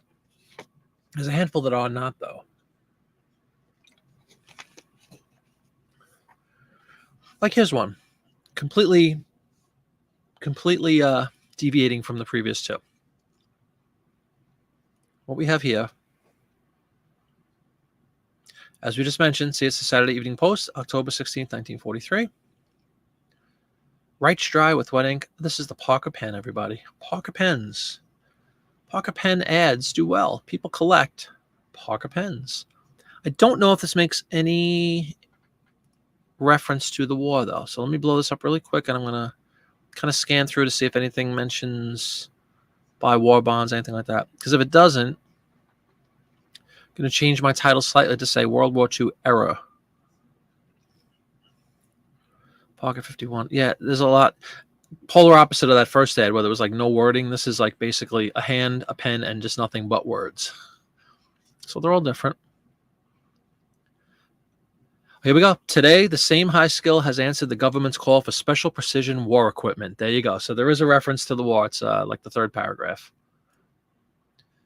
It's going to be hard to find stuff at this era, in this era that does not make some sort of reference to the war. So Parker pen ads, again, highly collectible. I know the pens themselves are highly collected. And that's what we want to appeal to. So let's put in our Parker. Let's get away from the fighting for a minute. We'll go back to it, promise. Parker 51 was it called? Parker 51. But fountain pen, we're going to have to get into this, see if that's a fountain pen or not. For the purposes of getting the listing up, I'm just going to put pen. And then maybe we'll dig a little deeper. And maybe perhaps some of you guys out there might know if they fountain pen or not. So let's first go to the category, see what it presents to us. We always talk about this. Collectibles, pens, writing instruments, pen, ballpoint pens, Parker. So there was a dedicated ad for people that are looking to purchase the pen itself. This is an advertisement for the pen. So I find myself in a quandary once in a while with this kind of stuff. But let me go back to chat for a minute. Try not to fall too far behind. For postcards, Jeff, money against print ads. That's good. Hopefully it's a healthy habit, right, Jeff? I'm sure you find some locally that seem more plentiful in the U.S. Yeah, Dawn has to source out of country for her stashes of magazines, doesn't she? You just bought a ton of real photo postcards, 50 cents each. That's great work, Steven. You have a store locally. You go weekly for postcards. Just need to browse past the one booth. That's cool. I haven't found a postcard place yet. We talked about this again. it was either Friday or Monday. The few places that we've seen postcards that just kind of mixed in with other junk, quote unquote, a hodgepodge of different things, usually like under glass, and it's like 10 postcards next to like lighters, next to some daguerreotypes, next to like it's just a hodgepodge. I haven't found at least, and again, honestly, I haven't really searched for a postcard specific booth or anything like that, but I haven't had any luck finding any in the few antique malls we frequent. I've also seen them at estate sales too, but again, it's a relatively small quantity. And it's usually just kind of like thrown in, like sometimes they're like sitting in a coffee mug, I don't think I'm going to find some rare, super special town in Iowa from 1906 in somebody's house in a coffee mug. I might be wrong.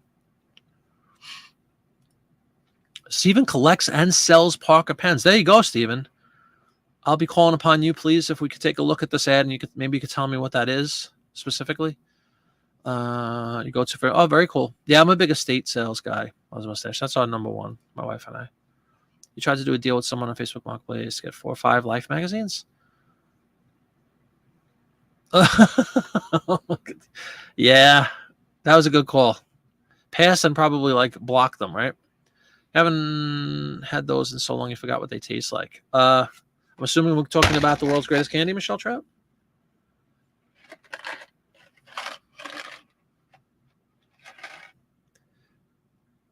Just in case anybody isn't familiar with what a Good and Plenty box looks like. There you go. I'm sure there's not one natural ingredient to be had in this thing. It's like carnauba wax and sugar, but again, if I'm going to do candy, this is my go-to.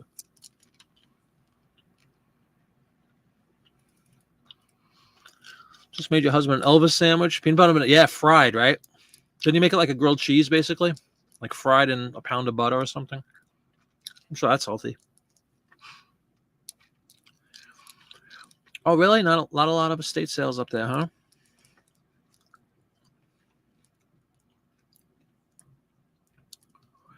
It's so funny you mentioned that, Dawn, because it's kind of the opposite here. We have estate sales are a dime a dozen by me, the constant, almost every day. And certainly on weekends, they're huge. Whereas the live auction thing, we were just starting to get into them when the dreaded virus hit, and it wiped out 2 or 3 auction houses locally by us. Like I guess they just never recovered, and maybe they went to the online model now. It's a shame because I was just kind of getting into them. Like, in fact, honestly, before I even got the giant stash I always talk about in my videos of the Life magazines, my wife, I think, found in an antique mall. It was after all the items were put up for auction. Not an antique mall, excuse me, an auction house.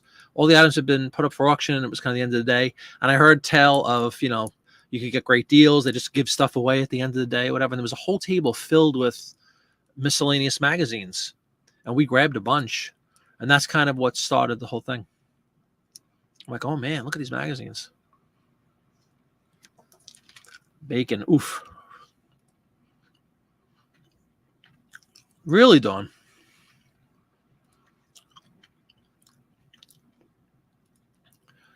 Mm-hmm. Yeah, exactly. I agree. Like, I'd much rather feel them, look at them, dig for them. I totally agree than the online thing. Although, what is eBay? It's online. Kelly has enough postcards. He's down to obscene amounts of which still do this online. Very cool, Kelly. Here we go. Pocket 51 is a fountain pen. Somewhat solid gold caps can sell in the thousands. Like the one pictured? That looks like I don't know if it's solid gold, but it's certainly a gold cap. Again, we'll dive into this.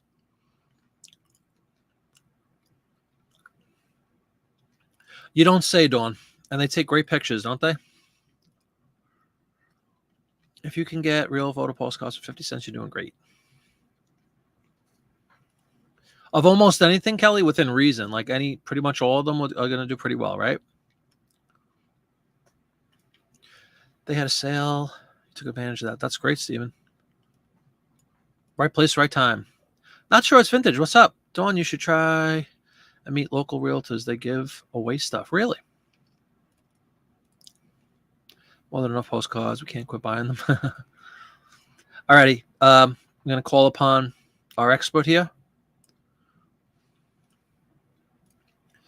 So we have discerned that this is indeed a fountain pen. It's actually got a gold cap. Whether it's hard, what do you call it? Say solid gold or whatever, we don't really know.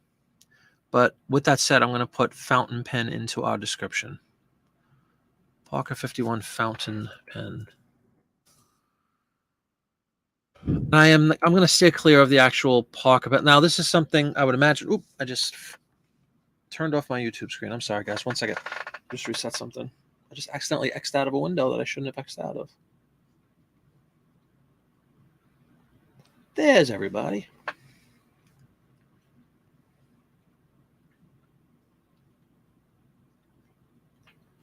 All right. Hopefully.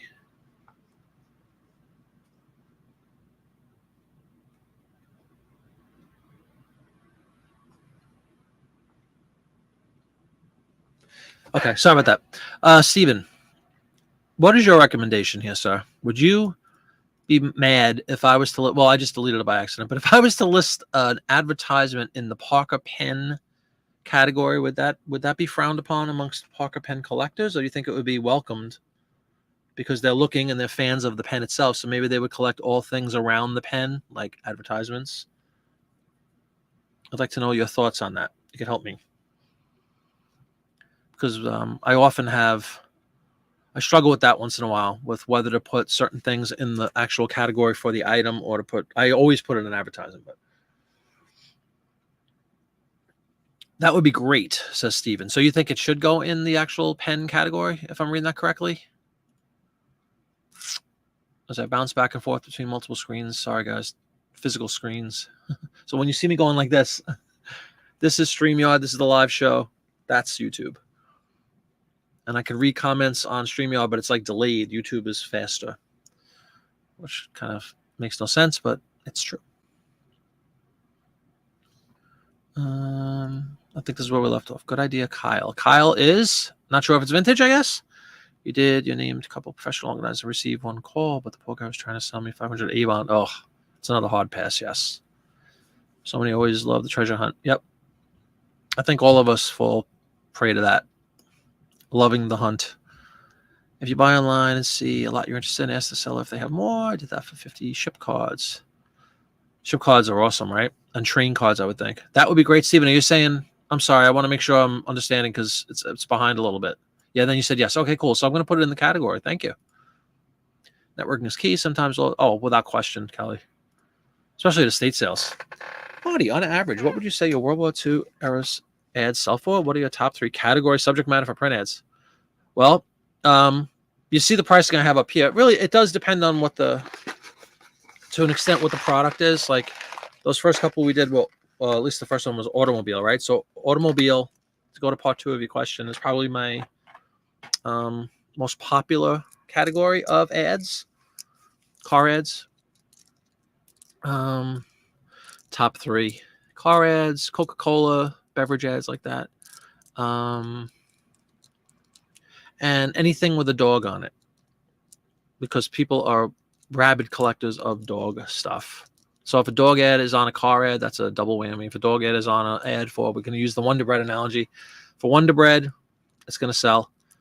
But yeah, the average price, it really depends on my pricing structure at the time and what's going on. But like these, just for the purposes of tonight, they're all going for $20-$25.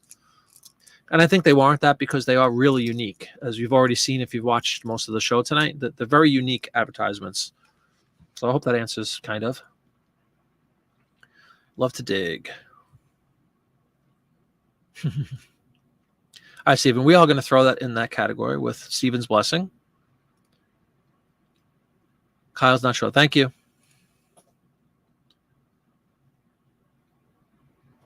Tragically, that's probably true for all of us, Stephen. All right.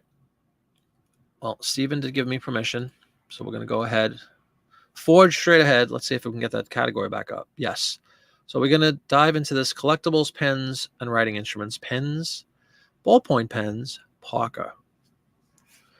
But now you're saying it's a fountain pen, so it's not a ballpoint, right?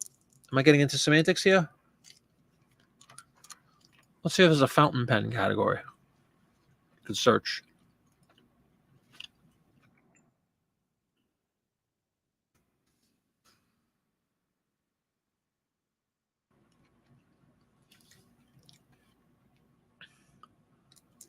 Here we go. Look, a little digging, and we actually found the fountain pen parka category. So take that as a lesson, everybody. Close enough, but we found an even closer one. Doing right. We are now in the official parka pen fountain pen category.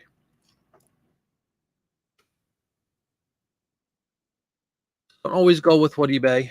That's a real life example. Don't always go with what eBay presents you as the most appropriate category. Sometimes, I mean, it's often really, really accurate, but once in a while you can finagle like this, and a simple search of fountain pen parka, bam. All right, let's get out of automobiles. This would not be an automobile. This would be a, I'm going to say household item for my store. And that's nice thing about this. You can see a bunch of the specifics already kind of ready to populate without me having to type. So it is, in fact, a fountain pen. It is, in fact, parka. Put parka 51, sure. Material. Now, there's no real way to discern this because it's an advertisement. And we're going to blow off these recommendeds because nib size. I'm just going to go ahead and do NA because guess what? If I don't, I'm going to have a little nasty thing from eBay saying you need 2 more requirements for this one. We don't know the ink color. All right. Yeah, pay no attention to me. Material.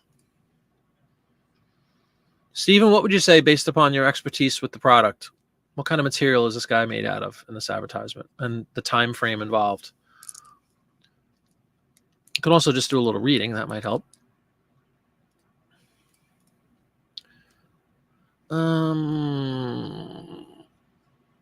It says, yes, these brilliant new Pocket 51 pens are scarce, and the need for them is great. You'll understand why the moment you handle this sleek, exquisitely poised writing tool. The moment you touch its trigger-quick torpedo point on paper. One of the best pen designs ever made. So you think that the ad for it would be a highly sought-after advertisement. Is that correct, Mr. Holton? Say the same high skills answer in the government. So there's a World War II reference. A fine pen is essential to your wartime assignments. If you need it to help you speed letters of calm courage to some lad in camp or overseas, then ask your dealer to make a reservation for a Parker 51. It's true, there may be some delay. They're actually on back order. The Glide of the 51. I want this pen, even if I have to wait. Parker 51 is the only pen that you can use the 51 ink. It dries as you write. Yet the Parker 51 can be used with any ink if you so desire, but you won't so desire. That's funny. Parker 51 pens are most available today in black, blue, cedar, and dove gray. And here are the prices for you, Stephen. $12.50 and $15. Then the pencils are $5 to $7.50. Famous Parker Vacuumatic pens are $8.75. And they have a lifetime guarantee. And, Dawn Wright, the Parker Pen Company, Janesville, Wisconsin, and Toronto, Canada. Oh, Canada. Hey, Swan Picker, how you doing? You'll take them for those prices? All right. Well, I'm brimming with confidence after Stephen Holton's telling me all about this is like the world's greatest pen.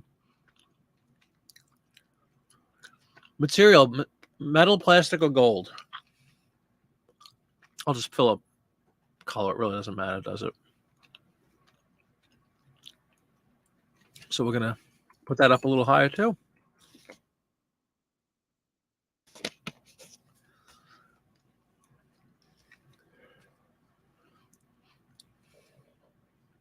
This would definitely be a couture writing instrument. Would we agree? Oh my goodness.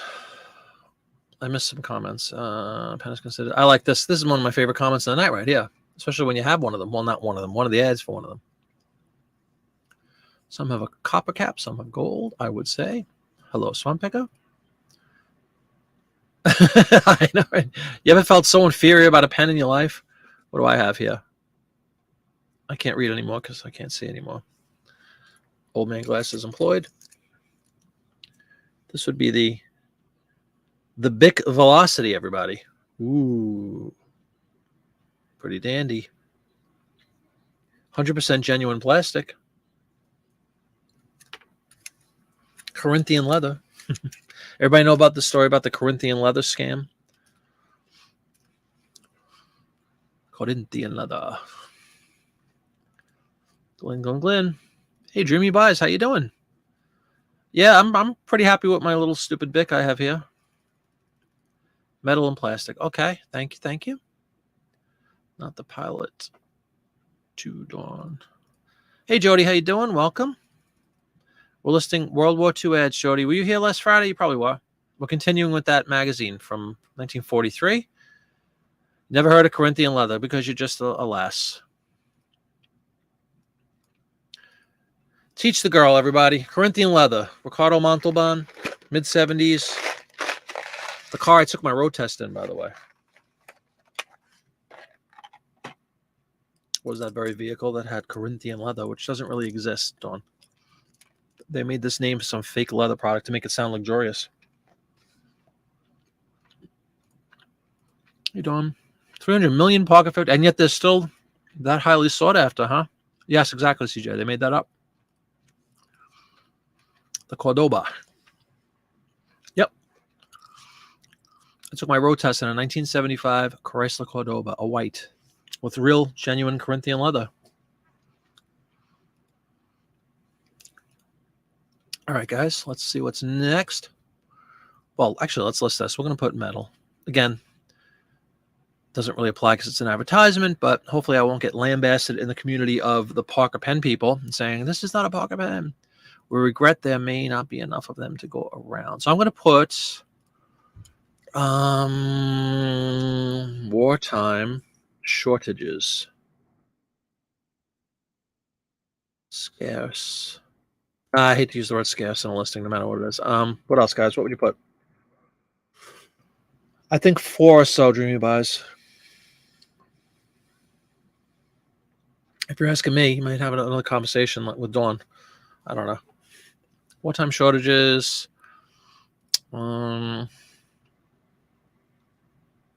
Guaranteed by life contract. That's kind of cool.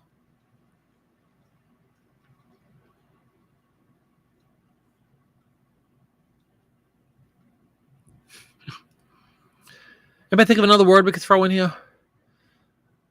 Writes dry with wet ink. That's their little slogan, but I think that's too much. Dry, wet ink. Damn, right to 0. Yeah, tonight, Dreamy Buzz, we'll get to 10,000 before, probably before midnight. Alrighty. So again, thank you very much, Stephen, for the advice on this one. Let's send it into the ether and hope good things happen. Love good and plenties. All right.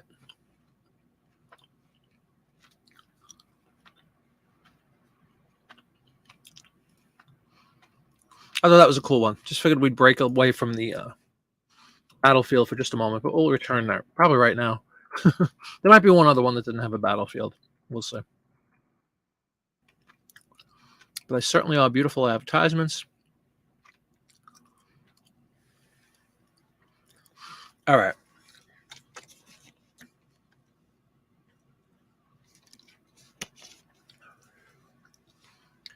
Pulling this one. Getting back to what we talked about a little earlier in the show. Auto companies getting involved with products other than automobiles to support the war effort, as they say. I'm going to trim off an edge there, cosmetically, on the image. Bam, looks better already.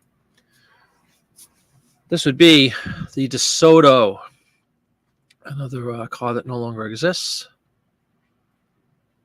Division of Chrysler Corporation.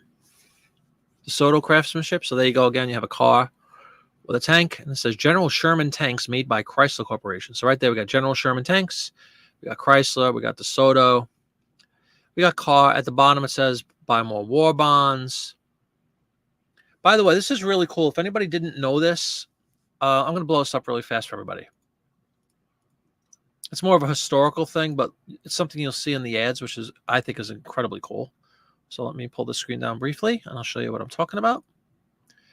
You know how we have, like right now, we're in daylight time. It's 7:52 Eastern Daylight Time, turning the clocks back and forward and all that nonsense. Well, during World War II, they had what was called Eastern, Central, and Western Pacific Wartime.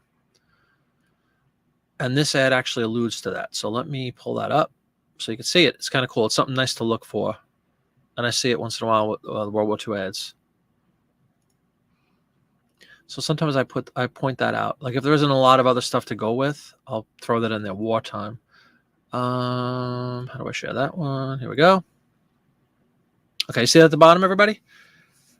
Tune in on major Bows every Thursday, 9 to 9:30 Eastern Wartime. It's kind of cool. Radio shows.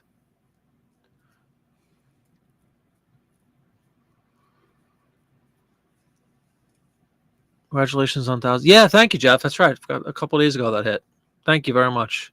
Just a psychological thing. Looks good. Got a red star now. It's a sin. Like if you look at like what you've sold, I should have like 5,000 or whatever. A lot more, but I'll take it. It looks cool. Not hung up on that, honestly, but it looks cool.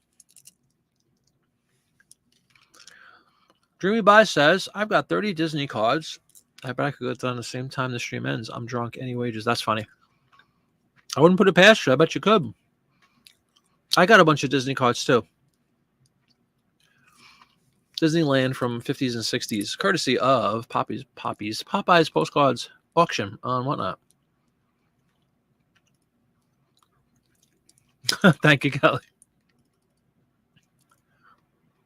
Now, if we could, I would gladly trade the 1,000 feedback for the 1,000. Well, not trade, but I'd rather see the 1,000 subscribers personally on YouTube. We're getting there. Almost at 800.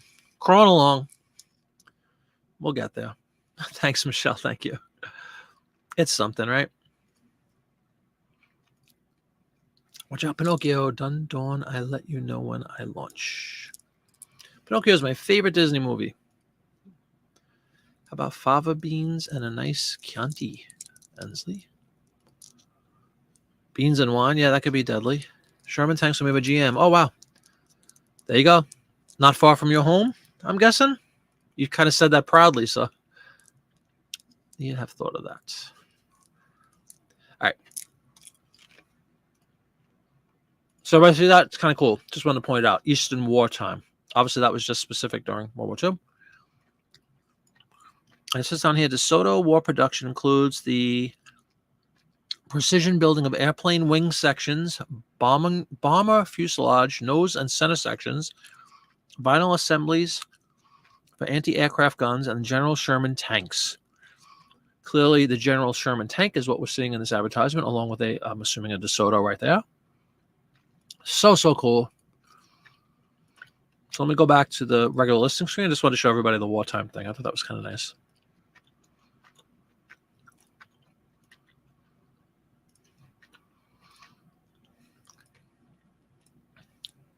There we go.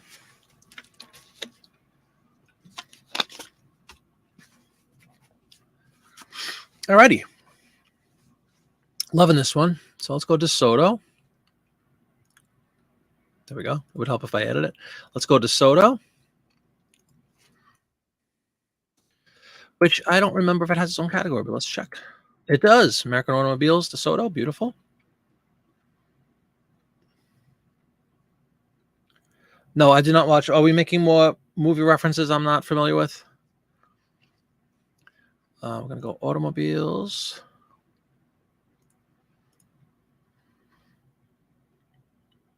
Pretty Desoto. Look how simple. Kelly. Original. Takes all of 10 seconds. 1943. Oh, not 143. 1943. Don't know. 43. US, not modified. US again for some reason. Theme. Automobiles. All right. This one kind of builds itself. There's so much going on. General Sherman tanks.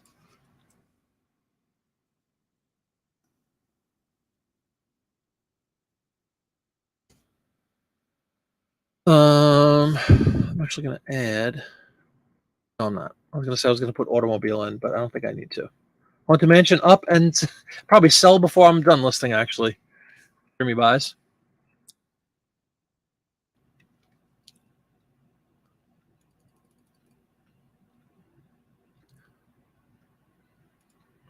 Father worked. Oh, cool. Worked at the Sherman tank plant. Steven, that's awesome. Mrs. Flippett is in the house. Hold on.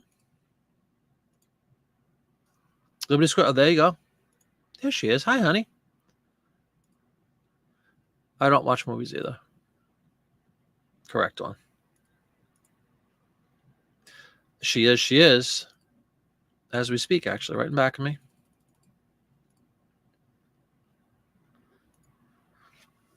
Sarah's one of those movie buffs. She is. Want to mention? Thank you. Message to Dawn. Uh-oh. Some confidential correspondence going on between the girls here. Sherman tanks were M4s. You think that's noteworthy here? I'll gladly throw in an M4 if it means anything to somebody. Just blindly accept your comment as gospel, so I'll throw it in there. What else can we put in? Craftsmanship, maybe. War bonds, I kind of like. Yes, I'm actually going to put in war bonds. I always try to get the buy more war bond thing in there. War bonds. People search for that too.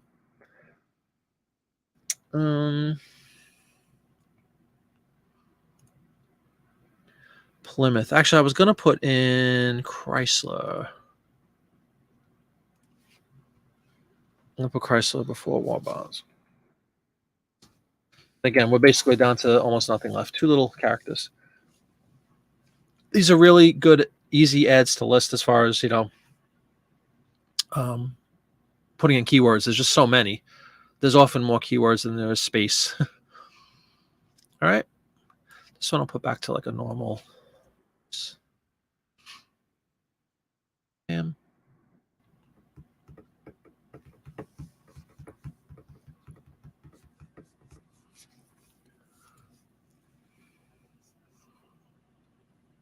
New listing experience is coming, folks. Get in on now. Let's get rid of this. Get rid of this. Okie dokie. Was that 5 down already? Blowing through this. I think 5. 4 or 5. All right, it's time for a giveaway. Oh, wait a minute. I don't want that. Never mind.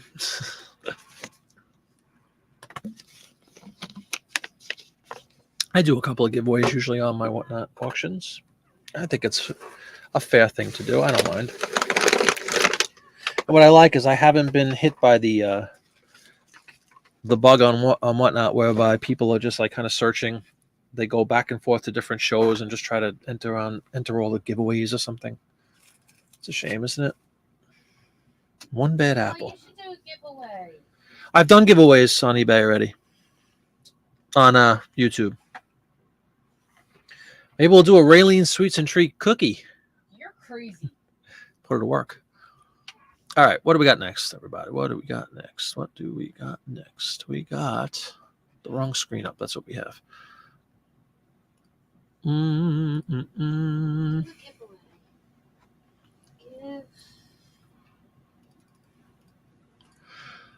Ansley loves cookies. Guess what I've been eating on? Cutting off the top layer of carrot cake icing with a 1/4 inch of cake. It's delicious. With your wine, Ansley? Sounds like a bellyache in the making. Right? I knew it was away from the keyboard. It has to be paper to give away, right? I'm going to give away the whole case. Yeah. Get it all. Yeah, I will do, Steven. The lotion stuff I get mixed up between the movie and the comedian that had puppets. Oh my God, what are we talking about, people? Don't go off into the movie tangent. We'll never get any more listings done. But they're cute. I'm glad you said that. I'm loading my stuff for a show tonight. I forgot my giveaways. There you go. See, Michelle? What are you going to be auctioning off tonight, Michelle? Everybody go visit Michelle over on the Whatnot. Doing right. Any way you could possibly get Michelle's mermaid-related Whatnot channel up for everybody? If not, I'll do it.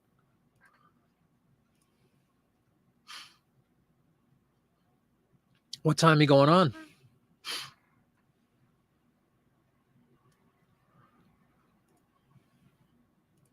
I'm going to try to find Michelle's page. her account, whatever we call it. You're on it, Dawn. Thank you very much. I appreciate it. I have to entertain the masses here, Dawn. I'm far too busy to be dabbling in such simple affairs. Eventually, on Jungle Cruise, hold on. There you go. Hey, let him drink. Thank you very much, ma'am. I appreciate it. You're totally going out of your element. You're selling your hand-painted zombie dolls. Holy cow. Holy a cow. Good evening, John. Popeye's postcard. How are you? We talked earlier, John, a little bit about the new ephemera mania. What is it called? I got to get the term right. Ephemera. What is it called? Where's Kelly? Ephemera mania, something like that. I think it's a cool idea. Second Saturday of every month. There we go. Mermaid Treasures. Thank you, Dawn. Go check out Michelle tonight. It's, what did she say? 9 Central. So 10 Eastern, 9 Central, 8 Mountain, and 7 Pacific. Good to see everyone. Take all porcelain dolls and make zombie monsters. Really? You should sell those on, maybe you do, on Etsy. I bet you that would do well. Popeye is here. Thanks, guys. I don't. No, that's weird is good sometimes. Original. I like that because it's original. Hello, hello. All the fans coming in to say hi. Ephemerama. There you go. Ephemerama. We had like 3 different names. What did I say? Ephemeramania. Somebody wrote earlier Paperama, which I thought was actually kind of cool too. But it is indeed Ephemerama. Second Saturday. Effective September 10th. So look for more on that. I'm sure everybody will be posting. Zombie doll. Yeah, it's a very cool idea. Walking Dead dolls. Michelle, what a creative idea. Yeah, I like the creativity big time. Dreamy is just plowing through the Disney cards. Are they Disney World or Disneyland, by the way? You don't do Etsy, but maybe. I'm hoping you make Halloween postcards out. Yeah, I mean, just, for homemade crafty kind of stuff, Michelle. Might be a nice forum for you. Too many windows up, no problem. Yes, Kelly says hi. Good stuff. I think it's awesome. Popeye, since you just joined, let me show you. We're doing World War II ads again like we do our last Friday. It's actually the same magazine, 1943. And we're chugging right along. I think we got 5 left. We didn't even start listing until 7. We just chatted for the first hour. Been listing for about an hour now. Really cool stuff. Amazing ads. Let's pull up, speaking of amazing ads, let's pull up another one. So many choices here. Let me go we'll go to this one. I can't see what the product is. Okay. Again, this is one of those cases where the product is almost secondary. Look at that. That's your lookout guy, right? Up in the crow's nest. So we got crow's nest, we got boat, we got all kinds of stuff. Got anti-aircraft battery down there. We got buy more war bonds at the bottom left. This is actually an ad for Vidol motor oil, Veedol. Oil is ammunition. Use it wisely. So you got conservatism. You got, when it comes to conserving products. We have the lookout and the crow's nest. We got a live action battle going on. Just tremendous ad again. Hey, Purple Soccer, how you doing? Yeah, it's an awesome ad. They've really, I pulled out all really good ones tonight. All the World War II stuff. For me personally, I think it's the cream of the crop when it comes to these old ads.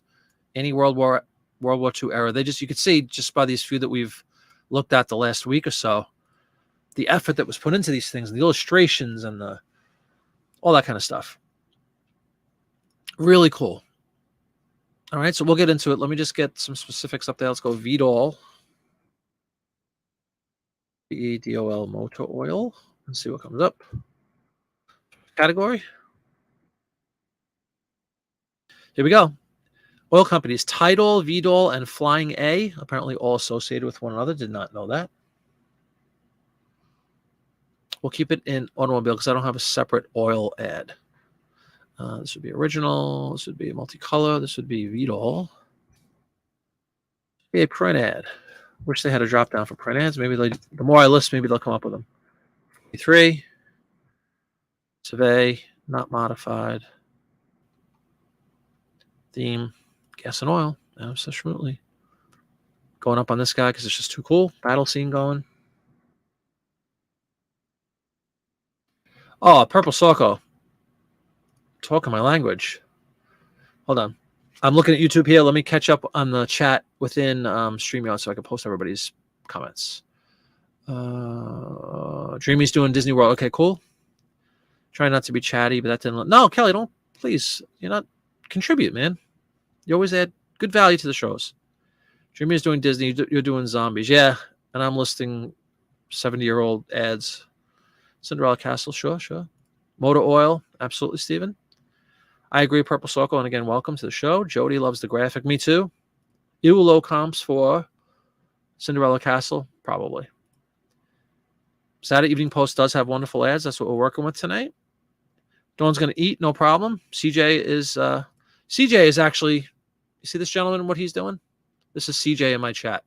He's up there. He's in the crow's nest, if you will, of the Jiminy Philpott channel.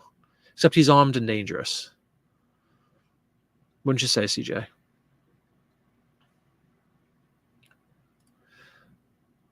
Purple Socko, Collier's is awesome. 45 last night. Beautiful ads, great graphic. And big form factor, right? Were they big? The Colliers I was listing were much older. They were like from the teens, and I think even earlier, 1910, till 1920 or so. And they are like oversized, like 16 inches tall, I believe. I'm not so sure about the 40s ones, but yeah, you're going to find some great stuff. All right, CJ is on it. The artwork looks similar to an artist, Gerald Leak, but not sure. He did World War II art. I have some of his work that my grandpa had. Oh, man, he was in a sub. That's awesome. We were just listing an ad earlier that had a submarine in it, John. I was like, you don't see too many of those, so God bless Grandpa. Sure. Yeah, CJ's up in the crow's nest. That's awesome. 10 by 13. Oh, about so they got smaller. If you look at the that magazine, I'll show you guys. They're huge. They're like 16 by 12, I think. The earlier ones. What do you know? They were trying to save money as time went on, huh? All right, so let's take a look at this. We'll look for some cool keywords. First Class Fighting Man. Again, you got the bottom left, buy war bonds and stamps in this instance. You have the little tagline at the bottom. Oil is ammunition. Use it wisely. This happens to be the world's largest refiners of Pennsylvania oils. Tidewater Associated. A lot going on. Do we have any? Yeah, at the bottom left, you got the anti-aircraft stuff going. You got the planes in the background. And John was mentioning an artist. I'm going to blow this up again and see if there's any signature on here, because you will often see. Not all the time, though, unfortunately. One of the other elements, somebody was asking earlier, I apologize who it was. Somebody was asking, what do you look for? What do you like about the World War II ads? This is a perfect example. All the ones tonight, basically. These wonderful illustrations, these battle scenes being depicted in an illustrative form. I love the camaraderie and the patriotism involved with them. I love the fact that you'll often see, like we just saw previously with that DeSoto ad, you'll see car companies primarily, or even train companies, building engines for other types of craft, like tanks, like boats. I think that's awesome. You don't see that. I don't think you see that ever again, any other time period. So there's a lot of unique elements within the World War II era ads that, for me, make them especially appealing and also collectible and valuable. So it's a stunning image. I don't see any artist name, unfortunately. Usually you'll see like a little scribble with somebody's name in the corner, but I don't see anything on this one. I have it blown up a little bit bigger. Okay, so what's some terms you guys think would be appropriate for this one? God bless your grandpa, too. I'm going to definitely go with crow's nest. I'm going to go with lookout. I'm going to go with First Class Fighting Man. Anything else? Are they known as a lookout? I might go anti-aircraft. We had this Friday. Remember, guys? What did we call? Somebody told me you could just put AA, I believe, is a synonym for anti-aircraft, but I don't want to be confused with Alcoholics Anonymous. Dreamy buys.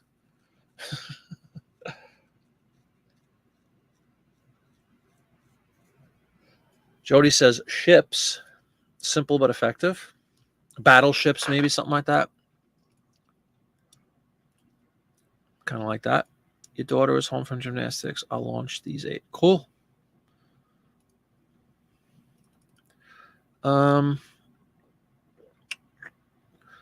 Yeah, John, I don't see any artist name, unfortunately, on this one. That would be cool. Again, that's why you have a lot of parallel between postcards and these ads. Sometimes, like, artists did both, which I think is really cool. So anybody think? Let me pull the picture again. Sorry, I had the text up. If everybody wants to give a quick look again before we move on to the next one, any other keywords you guys see that I'm like any glaring omissions that I should be putting in? Ship convoy. Yeah. Like, is this just called a lookout? I'm assuming. I put those words in myself. I'm assuming that's correct, right? Tidewater is referenced. Did I have the word? Do I have the word oil? Hope I do. Yes, motor oil. Crow's Nest lookout. Should I put battleships or ship navy battle? Ship battle. Aircraft. No. Yeah, Steven, I just put battle in. I put ship battle. Sailor on watch and Crow's Nest. Yeah, I have Crow's Nest. Sailor might be good. I can't fit sailor now, can I? Short by 1, lousy. Maybe should I get rid of lookout? Sailor watch. I can fit watch. That looks good to me. And again, look at that. 0 characters left. John, can you explain the AEF thing? Battle I got. Sailor Crow's Nest. AEF is short for American Expeditionary Force. Basically, the Doughboys of World War One. Okay, cool. Oh, yeah, we got into a thing last week. I forgot about that. About that term Doughboy. Does it only refer to World War One? And there was some conversation around the fact that supposedly it's a universal term nowadays to describe all soldiers. But it's funny because I have a Doughboy postcard. I mean, one of the first ones I ever listed, and I remember doing some research at that time, and it said World War One era were called Doughboys. But then I heard some other people talking last week about the fact that, like I said, it's more of a universal term now, or a generic term for sailors. You like that, Dreamy Boys? I think I like it too. Cool stuff. I'm gonna list this one. Take a look again. These are really cool images, you know. Another thing I like in general, like if you just take a look at this whole, look at it as a whole, this advertisement, right? Again, where the VDOL is almost secondary. Look at the effort and it shows a lot of class and effort. Like they put a lot into these things. There was a different. It's just different than your traditional, advertisements, past and future. It just they put a lot more into it. A lot more care. Maybe is that the word? Just the artwork itself, it's not just a sketch. It's not a black and white, cartoon drawing. It's a really involved, beautiful, beautiful piece of art, So I love these ads. I hope you guys can see why I like them so much, and maybe you agree. It's my favorite genre within the print ad thing. So let's list that.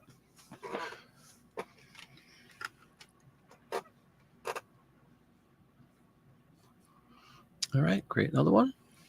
How are we doing on time? 8:15.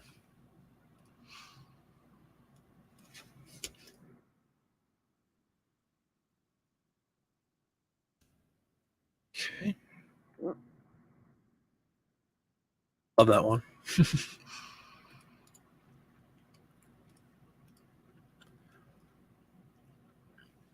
You know what? Since we're in motor oil, let's go to another motor oil. Let me try to catch up with some chat just in case. Well, one, there you go. I believe, not 100% sure if it wasn't used for one. Yeah, I don't know if I'm right or wrong either, but I always thought it was just World War One. But again, last week when we were listing from the same magazine, as a matter of fact, a couple of people were mentioning the fact that it crossed beyond World War One, but not sure. Yeah, no problem. AEF fought in France on the Western Front under Pershing. We use it in titles, never attention to which war, I guess. Purple Circle just sold his 46th. Congratulations. Very good. Hey, Grant, how you doing? Welcome. And when did you start listing them, Purple Circle? How long have you been listing them? CJ getting involved with the 3-letter acronym thing. Way to go, Purple. Is that right? I'm going to say that's probably a way to go. But hi, Grant. How you doing? Welcome aboard. Dawn is back. All is well in the world. GP asks, does your scanner do 2-page ads? Yes. The large flatbed, I can usually fit 2. The exception would be the one we were just talking about, those Colliers, at least the ones that I have from the 19 teens and stuff like that. They are a little bit too big to fit everything in, but certainly like a regular 8.5 by 11, it could absolutely accommodate both pages in one. Yeah. Which is really nice, It sure beats. If you look at some of my listings that have been out, well, again, I've relisted a bunch or sold similar, whatever you want to say. So the date's not there anymore. But some of the ones I've had on for a while before I got that big flatbed, I used to basically do half a page at a time. So those are the few examples where you'll see I have like 2 and 3 photos for one print ad. Now I just have one. I'd have 2 or 3 because I was trying to get the whole ad. It was too big to fit on the regular scanner. So I would break it into like 2 and 3 photos. So some of the listings, you'll just see like the top portion on one page, on one picture, and then the bottom on the second one. That's how you can tell how old some of them are if you're looking there. But yeah, generally speaking, I can fit 2. Oh yeah, we had that military war discussion. Maybe. No. Actually, we talked to him this morning. He was on somebody else's show and he was saying hi. He knows I'm on. I think Kelly's right. He's probably scoring some great items over on Whatnot, knowing Kelly's not there. Way to go is way to go. Hey, sometimes you just got to use that power of deduction. Not bad. All right, so 2.5 months. Very good. Congratulations. I think that's great. Dawn really is everywhere. Never left. Just had to put my phone down to mange. All right, beautiful. Yes, I do, Dreamy Buys. I have 3 different types of scanners. I have a duplex right here, Epson ES400. That's the sound of it tapping. I have a very large flatbed scanner called a Plus Tech. What is the exact name? Opti Slim, something like that. I have links to those. If you check out my video series on YouTube for print ads, I put links to the scanners I have. And then I have just another Epson, but it's my printer, which actually, has a regular traditional like 8.5 by 11 scanner on top. So it all depends on the size of the ad, Dreamy Buys. I've answered this before, and every time I answer it, I question myself. There's a magazine. It's not a Life, certainly. It's not these guys, but there is a magazine that fits in the duplex because it's only 8.5 by 11 pages. I just can't think of what it is. Maybe Good Housekeeping. Those I'll slip into the duplex, and I'll tell you, it's night and day because you can, as everybody knows who has a duplex scanner, especially you postcard guys, it's just jung jung jung. They come flying out, and it's very safe with the paper too. Thank goodness. But most of the ads that I'm doing nowadays, anyway, Dreamy Buys, these Lifes and these larger ones, I need my big old Plus Tech scanner for that one. So yes, I do use a duplex, but not for the larger ones. For those Life magazine ads, what is your shipping cost? $4.50 flat, Grant. You know why? I used to just do calculated, and I got burnt once or twice. I used to have like a $3 flat or something like that. And of course, everybody that bought for me was from like, California, Oregon, whatever, and it cost more. So I just came up with a $4.50 because that covers absolutely everywhere in the United States and Hawaii. And then I have a promotion whereby if somebody buys 2 or more ads, it's free shipping. So I have a flat $4.50, Grant. That's me. That's my pricing structure. What flatbed? The Optic Slim A3, I think it's called. I would go over. It's a bit away from me where I'm sitting, but it's huge. It's really made for like blueprints and stuff like that. It's a very, very large scanner, and it fits everything. These ads don't. No, the ones we're doing tonight certainly don't. Dawn, right? Yep, that's mine. And there you go for blueprints. Yeah, that's what I looked up. They're not cheap, but they're well worth it. Again, if your business warrants the purchase of such a device to streamline the listing process, then I highly, highly recommend it. It does make life a lot easier. Her link is Canada. Oh, okay. Thank you, Kelly. Yeah, Newsweek. Yeah, Newsweek's would fit in there. Yeah, any 8.5.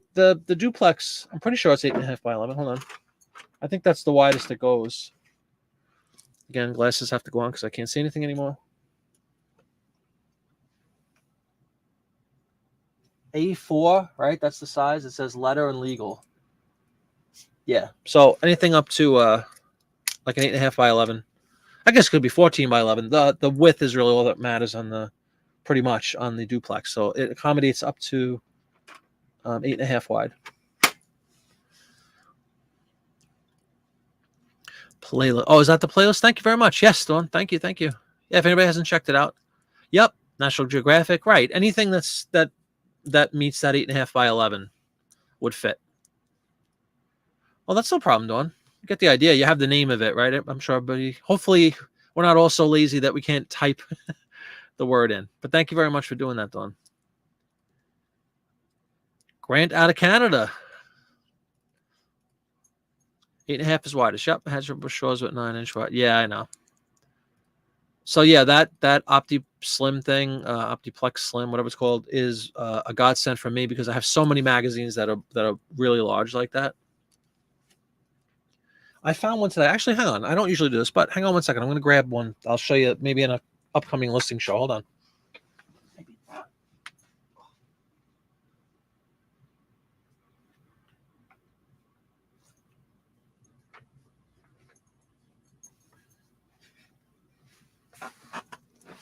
I have so many, I sometimes forget what I have.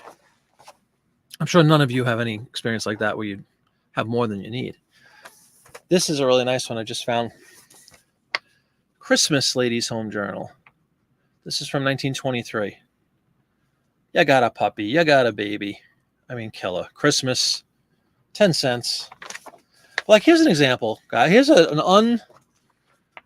this has not been ripped apart yet. This has not been autopsied. It is as it exists today, a full-fledged magazine. And if anybody was to sell this on, this is my whole point. Here's my entire existence on eBay in a 30-second infomercial. Beautiful magazine that I got for nothing. You know, it was part of a huge lot.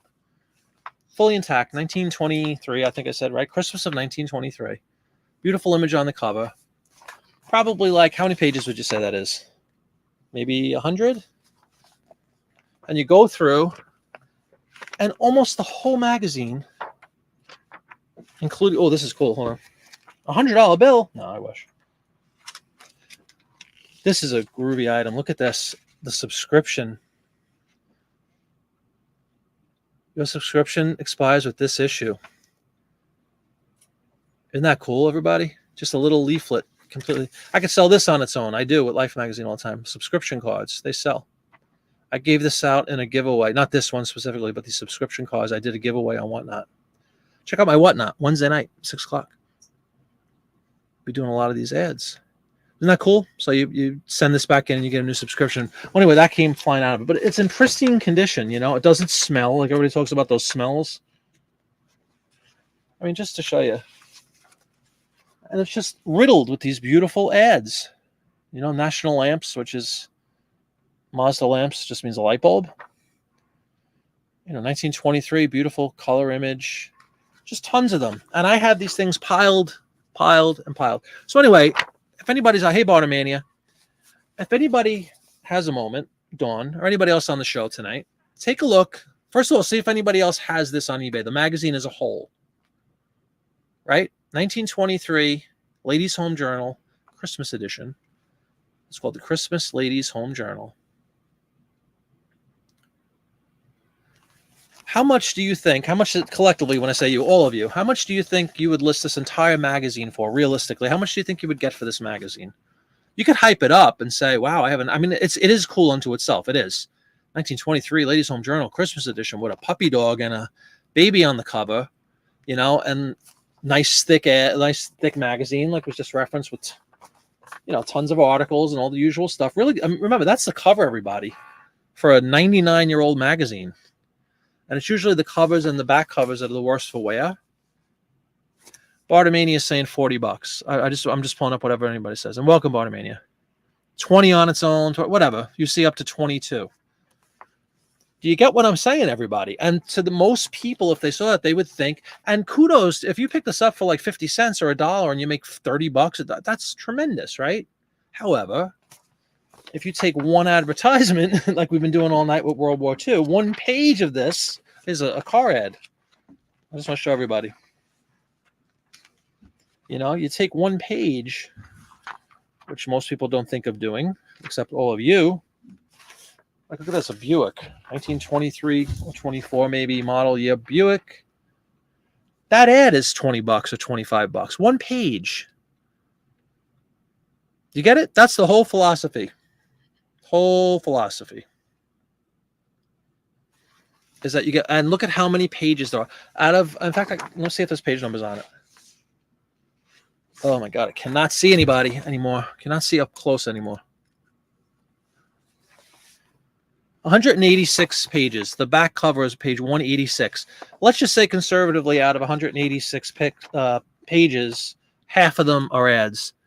There could be 80 or 90 ads in this one magazine that even if you got $5 a piece for, you'd make a fortune. So anyway, that's the whole channel in a 1-minute infomercial. That's the process. That's the thought process. That's the secret. I'm going to ignore the rainbows, obviously. That one is nicer than most of the ones I saw. Yeah, they're in good condition. I picked all these up at estate sales, guys. These were all in piles. Hold on again. Everybody's in a good shot. Because I'm showing. Remember we got these all at estate sales? You said how much for all of them? All these magazines? Oh, yeah. Like, oh my God, I've never seen them that nice. I'm showing, yes.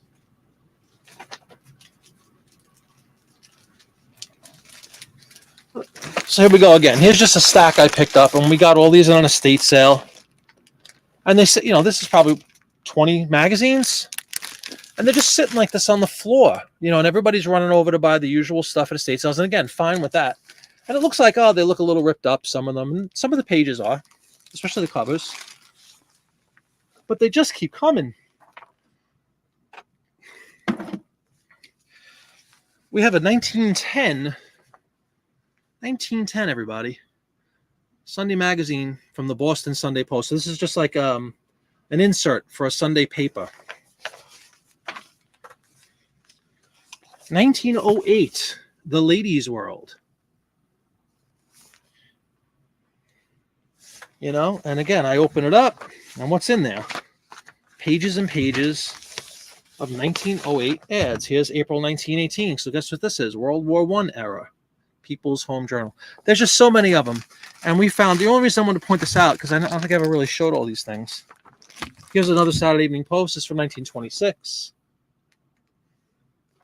Full magazines, fully intact. Look at this. Sun-Kissed Lemons.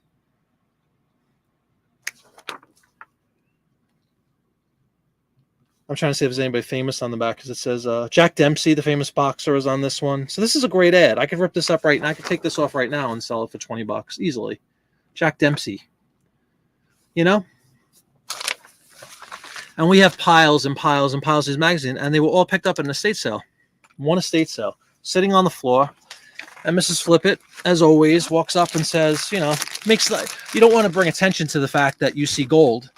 You just kind of nonchalantly, hey, how much are those magazines on the phone? We can't give me $10. All right, I'll give you $10. And you walk away with a complete stash.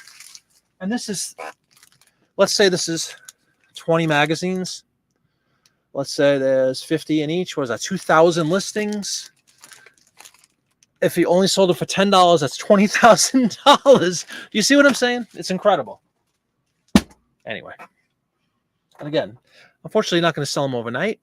But boy, are you going to have a great return on your investment. And boy, are you stealing stuff that nobody realizes is worth so much money, except all of you that watch. But there's some beautiful magazines. The point here is, and I have tons, originally we had 600 something issues of Life, but we have all these other ones too, these kind of oddball ones, like the Sunday insert from a Boston Herald in 1910. You know, People do not realize they leave it on the floor and people literally step over them at estate sales.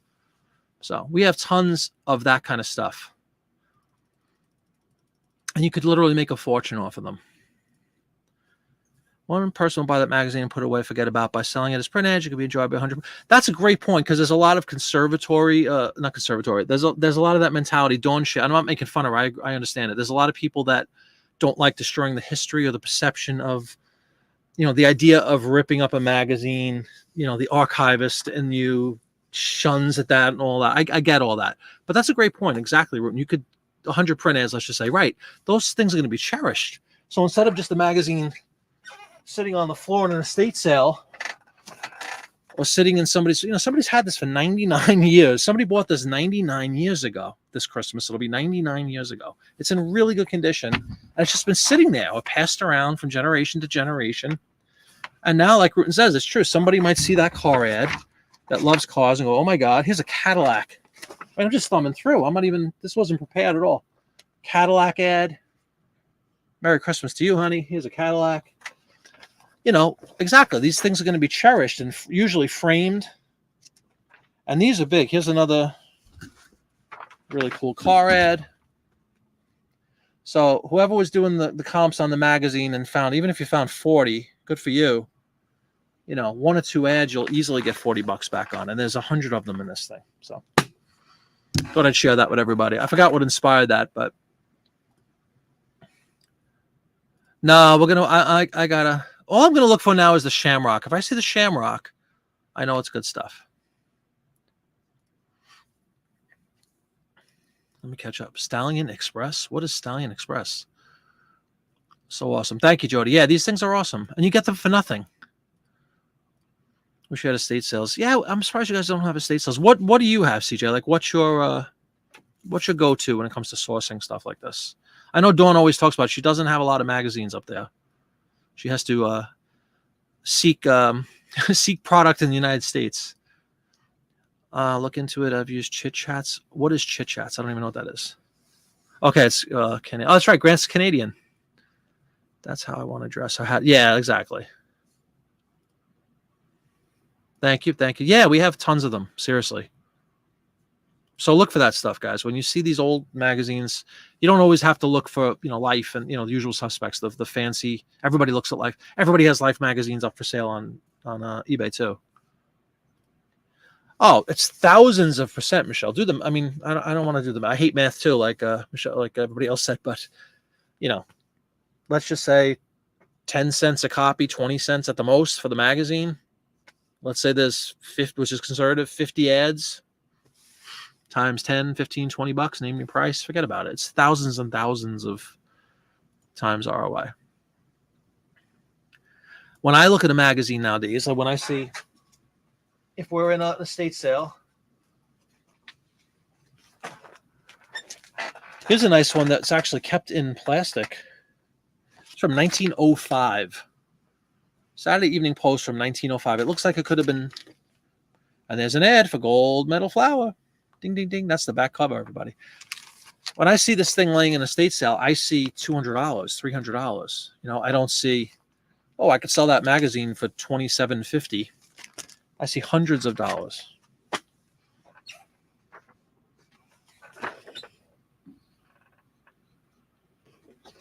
October 1929. So again, it just goes on and on. And we picked all of these up at an estate sale. And, like a lot of people do, rather than hem and haw about individual things, like how much for the whole pile? I know you want to get rid of this stuff. And you play it off like that, from your own way of trying to get these items. You don't want to make a scene and say, oh my God, do you see that pile? You know what I mean? It's like, what do you want for that? You're very nonchalant.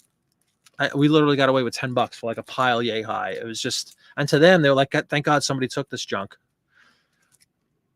Ha ha ha. Do you cut up things like rodeo programs, Vegas? I would cut up anything I found, Michelle, if it had ads in it, pretty much without exception, honestly, because the sum of the parts, whatever the expression is, you guys are talking Canadian shipping. How you doing, Vintage Drive? You love doing print ads, so lucrative, and I love looking through the magazines, not just the print ads, but I've sold interesting articles. Absolutely, which again is in my forthcoming video about what to do with the rest of the magazine after you've excavated all the ads out of it. Anyway, welcome aboard. Finish. You've never cut those. Magazine murderer, but you got to look at a business mindset, personal feelings. Like, yeah, but Kelly, what Rutan said, the pieces that you're cutting up or butchering, whatever, they're going to be cherished by somebody. The individual ads are going to be treated much better than the whole magazine that's been sitting on somebody's floor for 100 years. They're going to be enjoyed and preserved even better, and usually framed. So it's such a no-brainer. It's actually laughable. Yep, you could absolutely sell articles. I told you that, Tom. I have the Elvis article up. Lady Luck Junk, how you doing? Good to see you. Happy Friday. Danica, who was on with us on the chat show a couple of weeks back prior to Paperpalooza. Michelle did an experiment. A newsletter from Vegas was selling complete for around $25. Cut up and listed each a little decent ad. Yep. There you go. Yeah, it's like I said, that's my entire story in a nutshell right there. What I just showed you. Go in there and look for these things and just see the piles of gold. Again, it's not a quick thing. So never once have I said, like postcards. You're not going to sell. If I could sell 100 ads out of that magazine tonight, we'd all be on a cruise tomorrow. But it takes time, but you get them up. And again, the more you have up, the more likelihood you're going to sell a decent quantity every day to make a good living at it. That's all. Let me save this a second. Hold on.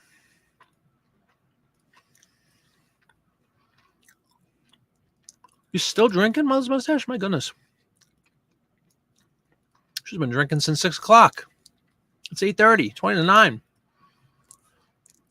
Purple Stalker paid $10 for a beautiful 26 House Beautiful. Way more than you like to pay, but wanted to keep up my relationship with that one. I got over 80 ads out of it. Beautiful, beautiful, beautiful. Yep. Oh, that's the name of the... I never knew what the name was. Okay, cool. Sure, exactly. Radio, yeah. Rodeo, not radio. But again, Michelle, like anything else, if, let's say, being in Texas and finding those things fairly regularly, maybe it's worth your time. Time is money. It takes a lot of time to cut out not that much time, but it takes some time to cut out the ads. If you can quickly flip whole booklets for 10 times what you paid or whatever, then that's cool too. You don't have to mine from every single source, but it's just good to know that you can, and there's hundreds and hundreds of dollars in every little magazine you see. Hey, Susan, how you doing? Welcome aboard. Ansley, cheers, baby. Yeah, she's drinking.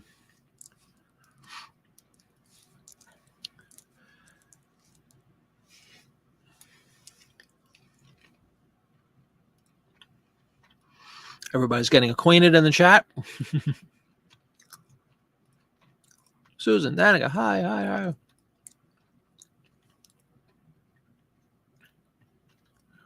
Yeah, Vintage Drive, absolutely. There's tons of really cool articles you can sell individually. You know what else? We've joked about the fact that I don't watch movies. However, another thing, it's not necessarily an ad, but I guess it is an ad. You'll see a lot of movie advertisements in these magazines too, especially the older ones. And, if you have a Wizard of Oz, the new movie coming out, Wizard of Oz ad, if you have the new movie coming out, The Godfather, whatever, name your big film. Sometimes you'll find in the magazines advertisements for the new feature film, and then name your movie. And those could be worth a fortune too. Not a fortune, but a lot of money.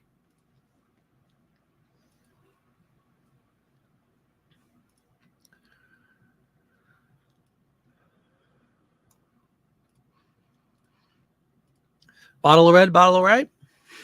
Thanks. I'll look into it and see if location by me will be in touch. Cool.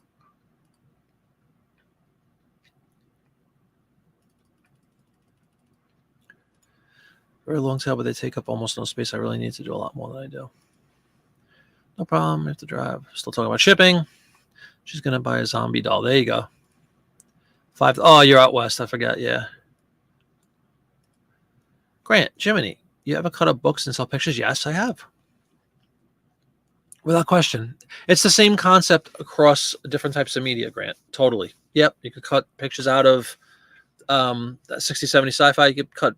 I show you another thing I got. Hold on. Since we're on the topic.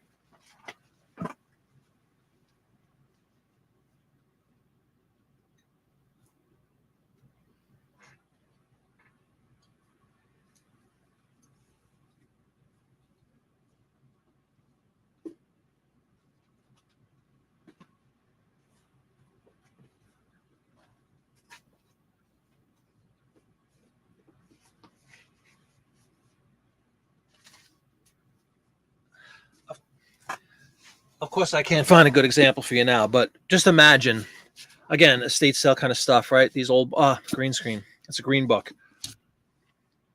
It's an old book. The Bobbsey Twin in the Country. It's a little old book. Let me see what year it's from. What I'll do sometimes is I'll take a book like this.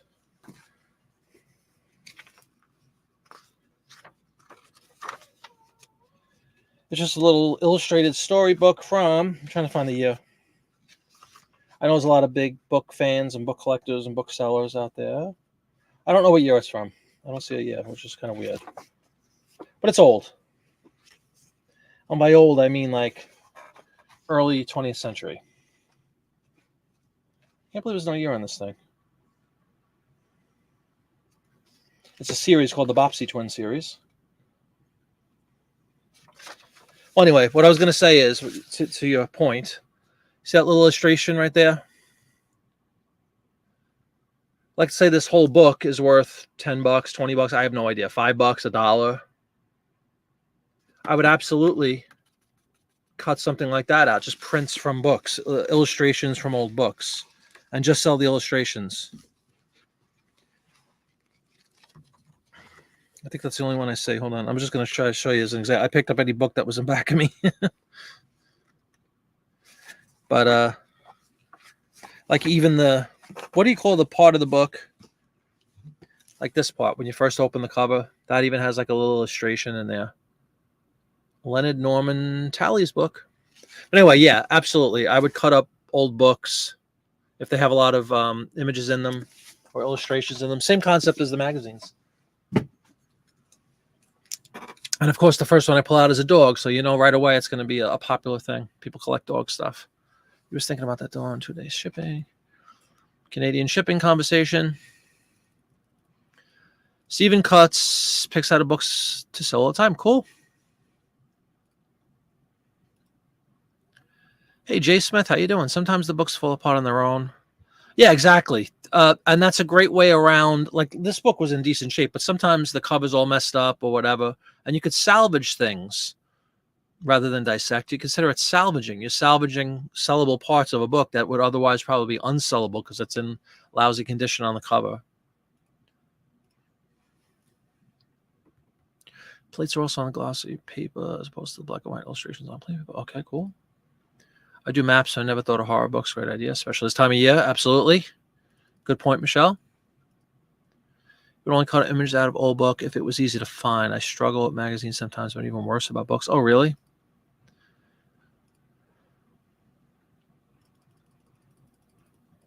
Yeah, I don't know what to say to that. If people have like a personal attachment or feel bad, I mean, I get it, but yeah, chop away. Dissect, see? Well, I'm sure that's true, right? Certain illustrators are probably valuable. Is it the fly leaf? Don't know what that is. Oh, the inside. Maybe that's what it's called. Is that what you're saying? The inside of the book? Possibly. Not sure about hardback books unless they're coming apart. Right, which is what kind of what I was saying, right? Like if the cover's messed up. I used to know all those terms. We're listing all the dental books, yes. Which you sold the ads from, didn't you, Popeye?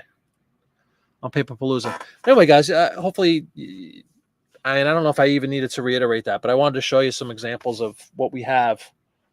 And they're all in really good shape because remember early on in other chat shows and stuff, people always asked the question, like, how do you get rid of a musty smell in a magazine? And how do you do this? Well, we personally, we cherry pick, sort of the same concept as a lot of you guys do with the postcards. We cherry pick good magazines, you know? I don't have. This is from, again, 1905, so it's 115 years old. But it's in plastic. It's been in plastic for a long time. It has absolutely no odor at all when you open it up. It's not ripped. So we look for good ones. And usually, again, if you get a big old pile of them, odds are there's going to be a couple of losers within it. But you're going to also find a whole bunch like this. And if you're only paying $10 for a whole pile, you take the good, you take the bad, and then you have, you know what I mean?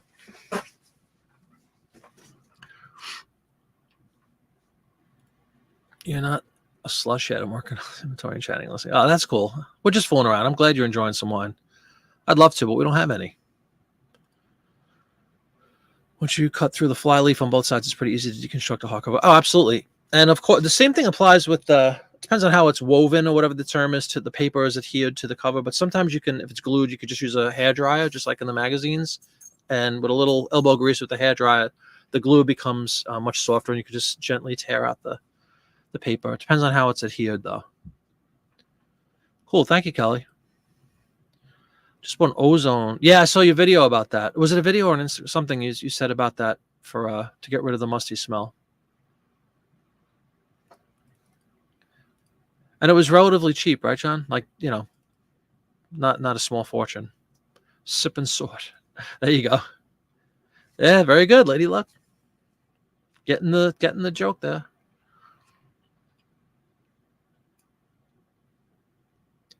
All right, guys, do you want to do any more ads, or you just want to chat? Let me know what you want to do. You want to see anything else? You want to see some more magazines I have? We could also, you know what we could do? We could, if you want, maybe we could pick a magazine for the next listing show. Something you guys might want to see. So that's, you know, again, 1905, I guess, was the oldest in this pile, but the oldest magazines we've had so far were 1896, I believe. All the way up to the newest one I have, at least that I have accessible right now, is from 82. And it was remember the test tube baby? She was on the cover. I think I sold that magazine as a whole, shockingly. There's a couple I told you. The Burt Law, the famous 1957 Burt Law. Look it up on Life. I sold that for like $200, so I did sell that as a whole. There's a couple of other ones I've sold as a whole, but most of them I rip up.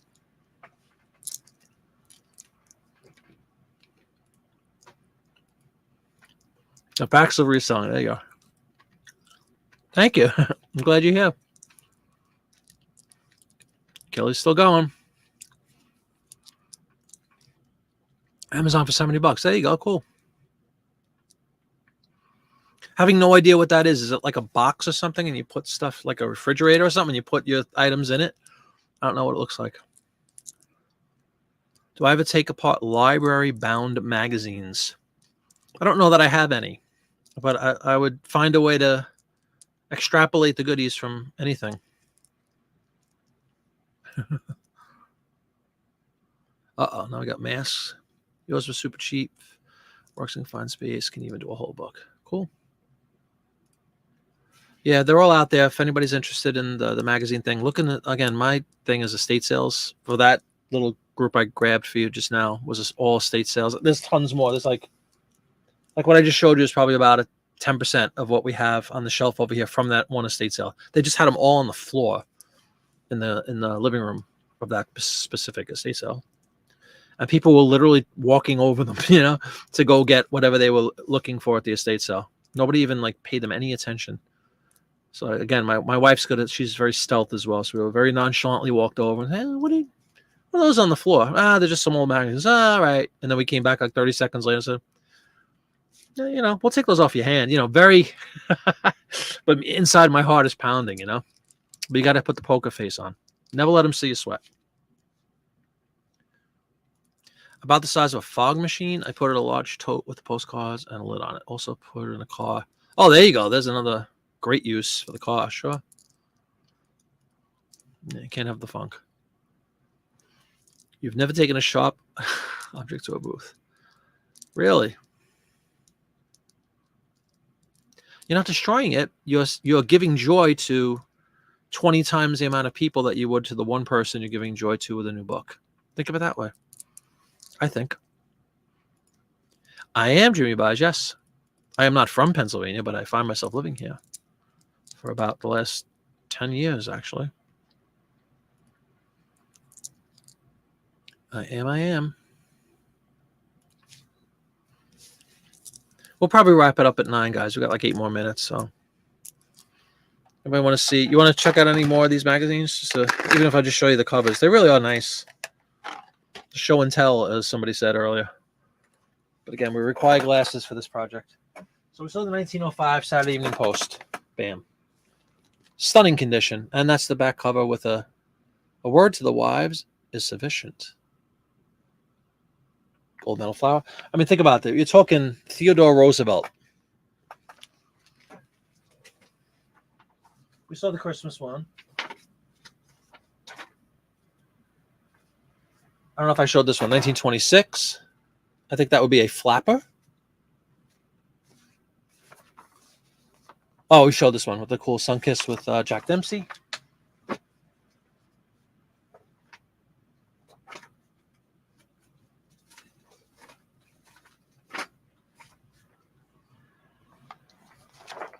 This is a newer one, February of 1930. The Woman's Home Companion. Again, a thick magazine. And you got an Ivory soap ad right on the back cover. This is another one that's like 90% ads. CJ, if you don't have any grape nuts left, how about a nice steaming hot bowl of Wheatina? It tastes great.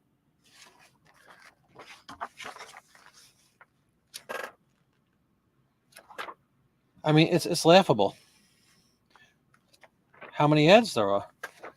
Who doesn't love some fine California canned asparagus? Yum, yum. You know, it's incredible. There's just so many ads in these things.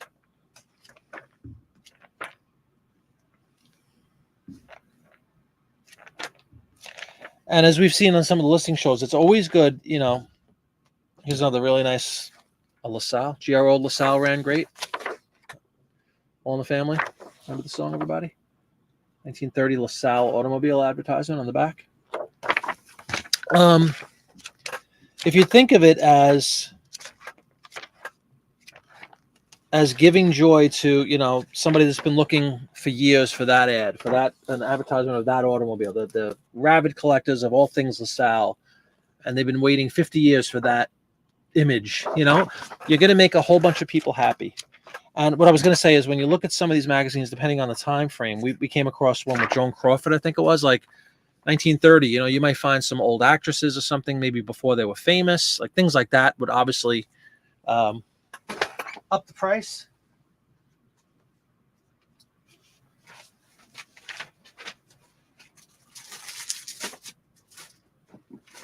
Had a lot of Saturday Evening Posts.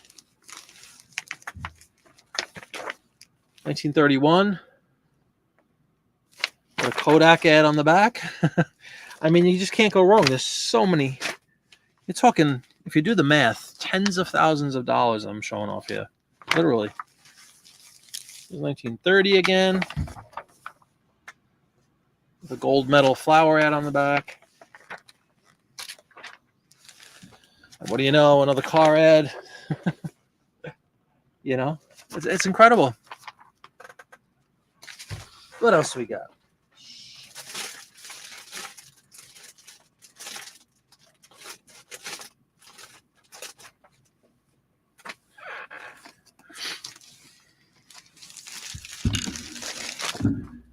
Here's another really nice image.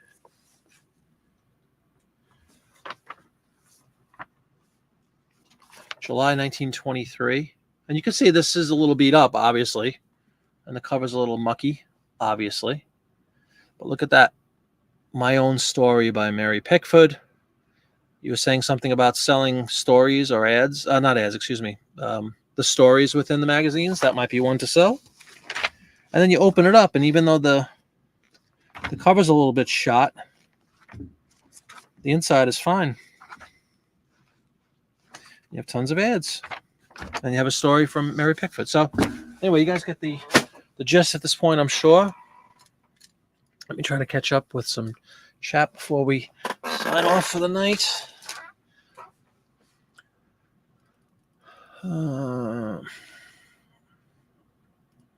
You cannot do a book. You've tried. You just sat there staring. My goodness, really? I can't imagine why, but that's okay. Just think of old books as organ donors willing to give up their good, usable parts for the benefit. Yeah, absolutely true. And many an organ do they have, let me just tell you. What part of Pennsylvania? You're in Pittsburgh? No, I'm in extreme southeast. We're like half an hour south of Philadelphia, on the border of Delaware for some reason. The county is called Delaware County. That's how close I am. I'm like 10 minutes from Wilmington, Delaware, but on the Pennsylvania side. You grabbed 18, 28 German books. Take a look at mailbags. Never cut them up. Well, that's fine. Yeah, some of the ads in general, Jody, are hilarious. You love Pittsburgh? Pittsburgh is the home of my biggest ever stash of Life magazines. That's where we drove, which was 5 hours away, by the way. To pick up was it 650 Life magazines we got from a guy in Pittsburgh who was a baseball card collector and had millions of it was a young couple too. They were really nice. We went out there, we drove out there with our Jeep, filled it up. But anyway, they were baseball card collectors, and somebody apparently in one of the halls that he picked up for baseball cards, they threw in the magazines again, not knowing what they're worth. And he just wanted to get rid of them because they were taking up too much space. 10 hours round trip driving later, and a quick burger on the road, and we picked up 650. And that was really the start of the business part of doing this, big time. Look at how clean Marty's. Isn't it a back? And you notice the sun hasn't moved one iota, has it? It's still bright and sunny. 9 o'clock at night, but somehow it's still sunny. I thought it was seasonal though with the sunflowers, lemons.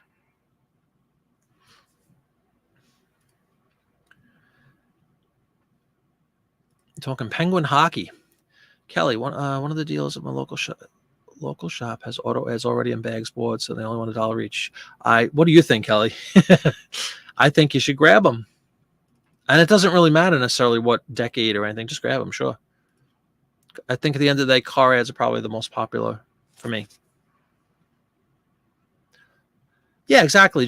If you have some sort of reluctance to rip apart a book or whatever, seek out those ones like Jay Smith was saying. That's what my thing was. I don't like just if it's a perfect book from 1901, I'm not going to carve it up. You know what I mean?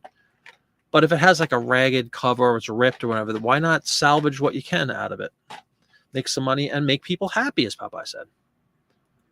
Longest part of the year, the time between the Stanley Cup and studs. Oh, really? Hockey boggles my mind because they just stopped playing, didn't they? In the middle of the summer, and then they come right back on again. It's like they have I think they have the shortest off season. They're only off for like 2 months, 3. It's crazy. Yeah, man, grab them for $1 and make them a deal. Say, I'll buy all of them for, use that same negotiation, like, where you take 50 cents a piece if I give you or just give them a round dollar amount, a couple of hundred. So what's the math there, Let's say $250. Say, well, you take 100, I'll take them all, or something like that. Try to get a deal. Yeah, you kidding me? In a heartbeat.